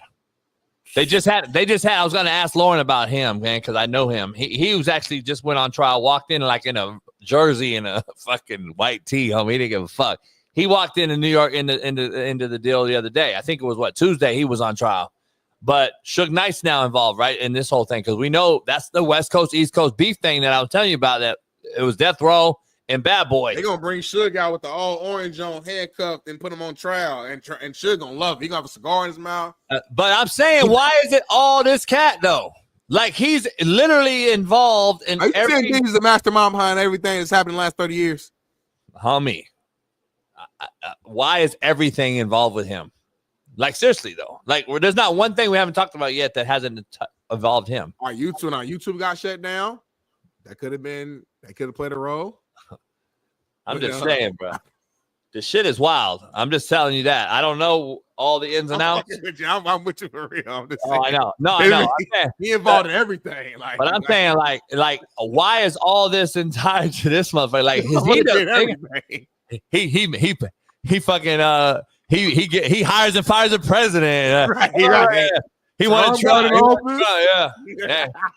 Like, he know he was going to pardon him. Right. Biden sick? Like, this motherfucker Diddy. Like, Diddy didn't did it all. The diddler. Man, Obama wife, dude. Like, all kind of shit. Why the pills, Obama pills, face, though? Osama bin Laden? Why is the pill? Why are the pills Obama face? Who knows? Diddy probably got some fascination with Obama, and that was like his way. It's like a metaphor of him being with Obama. Ain't no telling. Diddy a different dude, homie. You think they hit fuck? Stop. Don't disrespect Brock like that. See, you're gonna say that, and then the shit's gonna come out. No, I'm not gonna say that. What are you gonna say? All right, bring up some other people then. Bring some other people then. If you're gonna do that, bring up everybody. Clinton. No, I have to bring Bush. Bring on Bush. What's the difference? Nah, bring up the other side, homie. Why everybody on the left? I'm not. I wasn't even thinking Republican, Democrat. I'm just thinking, I'm thinking names. I'm thinking names. Let's keep it real. I'm thinking names. I'm thinking names, homie. Like what's his name? What's that boy's name? The singer that the girl that deleted all her tweets. The famous the power couple, the singer, homie. God damn. Is it Usher? Usher? No, not Usher. The other one. Legend. Legend. John Legend. Oh, John Legend. What's his girl's name? Yeah, I got you. Remember that tweet thread that the thousands of tweets got deleted? All that stuff. She had like talking about kids going to the islands and all this whole crazy shit, and it got deleted. They involved in the motherfucker, homie. Like, hey, Teigen, Chrissy Teigen. What about Jay-Z's next? They're saying like, see, they keep trying to get Hov. As soon as they try to get Hov, he shut it down immediately. Hov chilling until he's not. Hov ain't doing all that.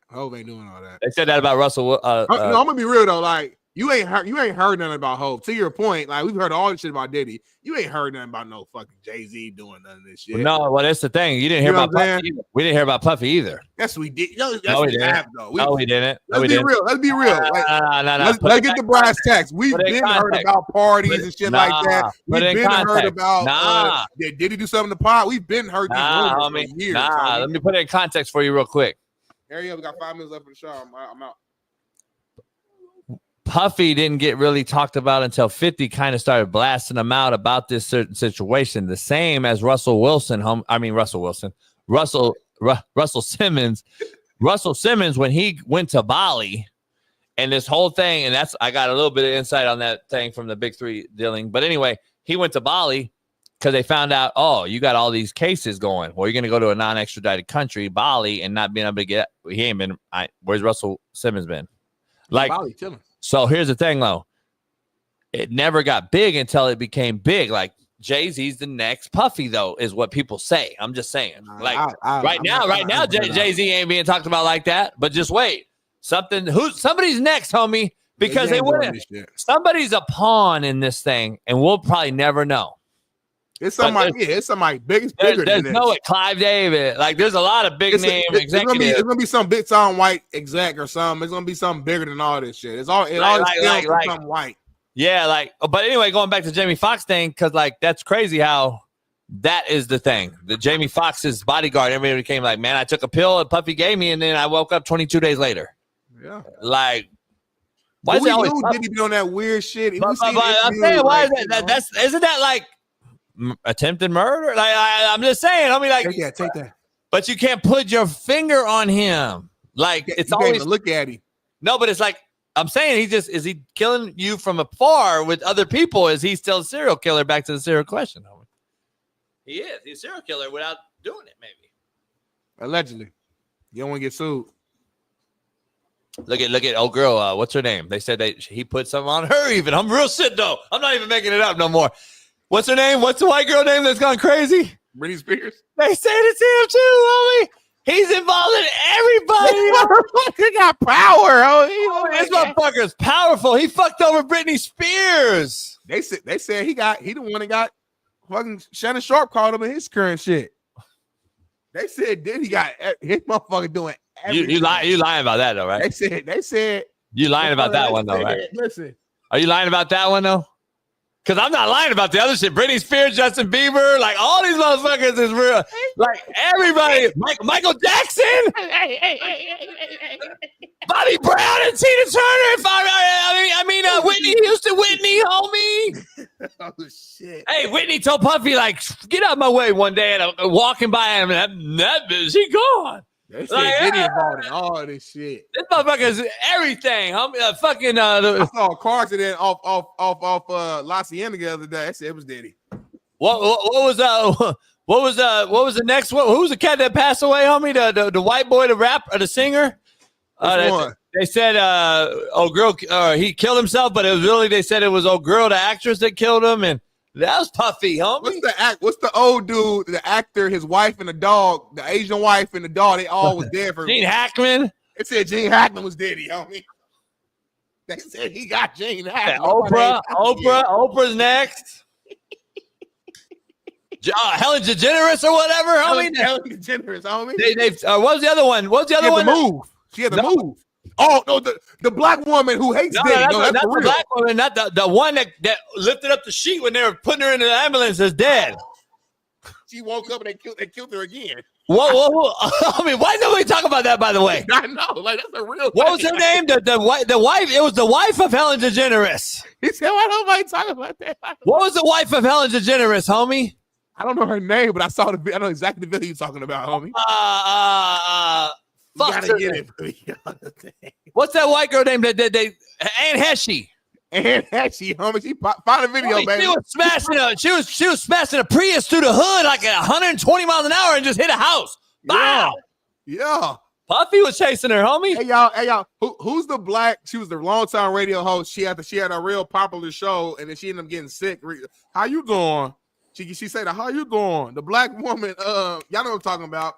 She hates Diddy. Like she always say some bad shit on Diddy all the time. She had her show for a long Jaguar? Nah, I ain't talking about Jaguar. She come on, y'all. She was Wendy Williams. Oh yeah, she's single. Yeah. That's the real thing. Because Wendy called him out on all his shit. Now it's a real thing. That's the real thing. Let's get the brass tacks on me. BPS like a mother, but now it's a real thing. I mean, did you see the picture of Kendrick Perkins? Look like he's 600 pounds. That motherfucker said he'd been on a diet. This motherfucker looked so fat next to Stephen A. Shout out to KP, man. I ain't gonna say nothing about him. I ain't seen him in a long time, but you are kind of big right now, KP, man. We worry about your health. I heard he be stopping our fixings all the time. He got to start going to fixings all the time. You know what I mean? I know he be doing that. So Marcellus called out Ryan Clark and the white girl and all that. No, I didn't know that. Oh, that shit crazy. I knew he had a baby from a white girl, but I was just tripping. Why Sheldon just hit me up. Sheldon said, "Tell JB we got to figure out the in-season schedule for him to come on weekly."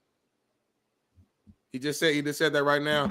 And Sheldon agrees with you about the tush push. He thought it should have been banned, and he said that it could lead to injuries and shit like that. I broke it down yesterday. So cold, homie. People don't even know. You go in, he said when you go in, your head be like, of course. But he said they don't be reporting a lot of like the time people got hurt. I said y'all need to report it. Of course. If they would have reported it, y'all got to weigh in. But y'all not reporting it. It would have been great banter with me and you because I broke it down so macro that no one else has done on any other show in the world. And everybody's been hitting me up about it. And I'm like, yeah, no shit. Because you always ask me, why don't everybody get better? Why is nobody getting as good as it? Because you ain't running it with Joe Burrow and Mahomes and everyone, homie. You're not going to run it with 30 other quarterbacks in the NFL. And Jalen Hurts is going to stop running it, too, when he gets the next contract. Come on now. You know, it's what's his fine-ass agent's name? Moss? Or I met her at Fox like a year or so ago. She getting everybody money. You think she's like, keep doing tush push. Don't worry about that $200 million contract. Fuck out of here, homie. We stopping the tush push. Shit, you better not do the tush push no more. Guarantee you that tush push dies after next year, homie. Promise you. Yep. Yes, y'all. Lauren is married. She's had a ring on her finger. Like we understand what she looks like. She's married. Golly. I don't mean that. Good job, y'all. Great. What'd you say? Huh? Nah, somebody in the chat was talking about how good she looked and her long black brown hair and her fingernails was done and smile. I'm like, calm down. She's married. Anyway. See, Latrell says crazy shit like Joe Burrow should run it. It might help him actually make. Come on, homie, stop. Like, get to Smitty. Don't even agree You with can't that. tell Trill nothing right now because his Eagles won, so he's on cloud 9 until they lose next year. So he thinks everything he says. Or right. tell Jalen Hurts gets his back blown out on a tush push. Oh, like a motherfucker. Hey, Smitty, also, though, you know, it's crazy, the irony of this as we end this free game Friday. Enjoy the Memorial Day weekend. I'm going to give you a little bit of update on next week's couple guests that are going to be mind-blowing for some. Damn. Yeah, I'm going to tell you right now. You may not know either, Smitty, but I'm going to give it to you right now in 1 second. Let me ask you. Let me tell you this, though. You know what's crazy, too, about the irony of it? I ain't heard no one bitching about Darnell. I'm going to onside kick next play. Number 22 is going to come right to your sideline. He's going to be the guy we're trying to get the ball to. You disagree or agree? Either way, we're going to do it, right in under 2 minutes, okay? Thanks. Thanks for the heads up, man. I appreciate you. We'll be prepared, and we'll be ready to stop it. Bye. Why aren't we doing that with Tush Push?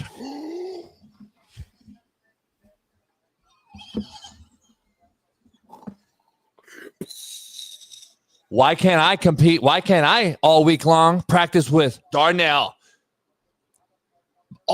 All 330-pound D linemen that specifically practice to stop the play when I know you're practicing specifically to run the play so I can run my guys in, because guess when they're most successful? I looked it up. 89% success rate when they go no huddle, push. Yeah, homie. Why don't I get a phone call? But you're cool with the onside, but not the tush push. But that's fair. And then I looked it up, Smitty. I went on the NFL's website, and I wanted to see Roger Goodell's mission statement. You know what it is? What? Safety and fair play.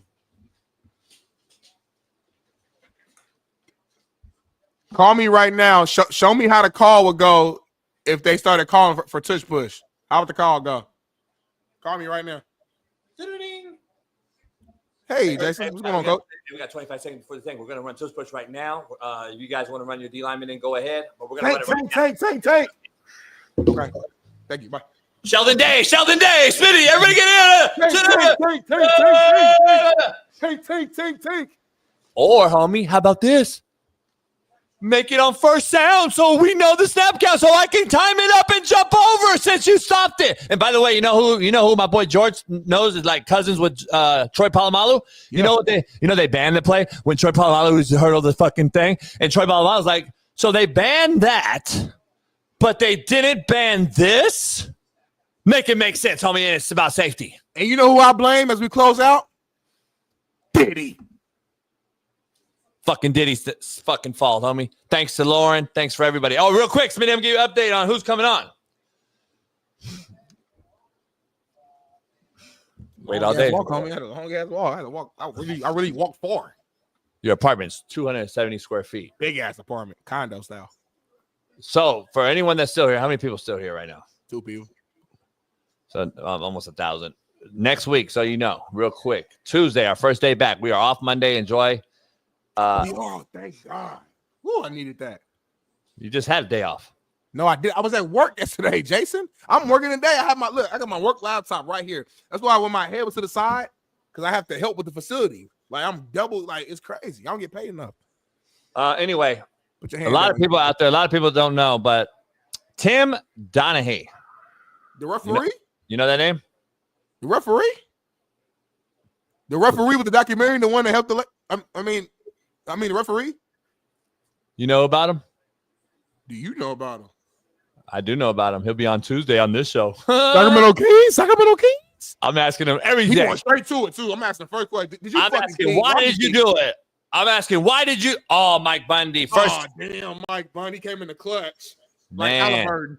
With the Halliburton.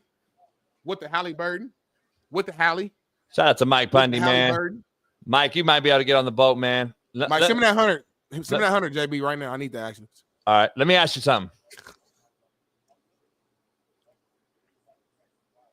I'm going to ask him straight out. Why did you do it? Why did you cheat? Why did you lie? Why did you allow the Lakers to do? Like, I'm going to ask him like some real shit. So we got Tim Donahue on Tuesday, man. It's a huge guess. Shout out. That's a big guess for us, I think. Come on that. So we'll see. But anyway, shout out to Angel Reese, man. Shout out to Angel Reese. 2 points, 12 rebounds, 0 of 8 from the field. Shout out to her. 0 for 8 from the field goal range, from the field goal, but she got 12 rebounds though. So shout out to her. And we'll be back on Tuesday. Enjoy the weekend, 3-day weekend, Memorial Day holiday. Enjoy it. I'll be on the yacht, on the jet ski. Hopefully I'll be back Tuesday. And why are you hugging your intern, homie? This ain't my intern, homie. This is real love, black love right here. Something you don't know about, player. White love. White love, horrible.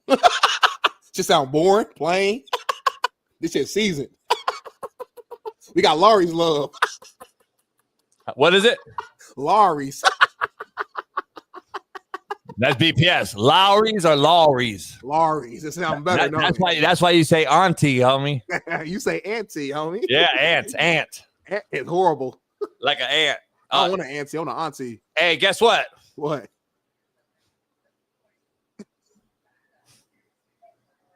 Motherfucker act like the show just started. I'm here. Anyway. We didn't ask for you, homie. But do you know how to end the show though the right way? You better not say it. I got debunked today, homie. My philosophy has been debunked. What happened, homie? Lauren proved that white moms aren't as bad as I thought. Fuck! We'll see you on Tuesday, man. Peace. Fuck!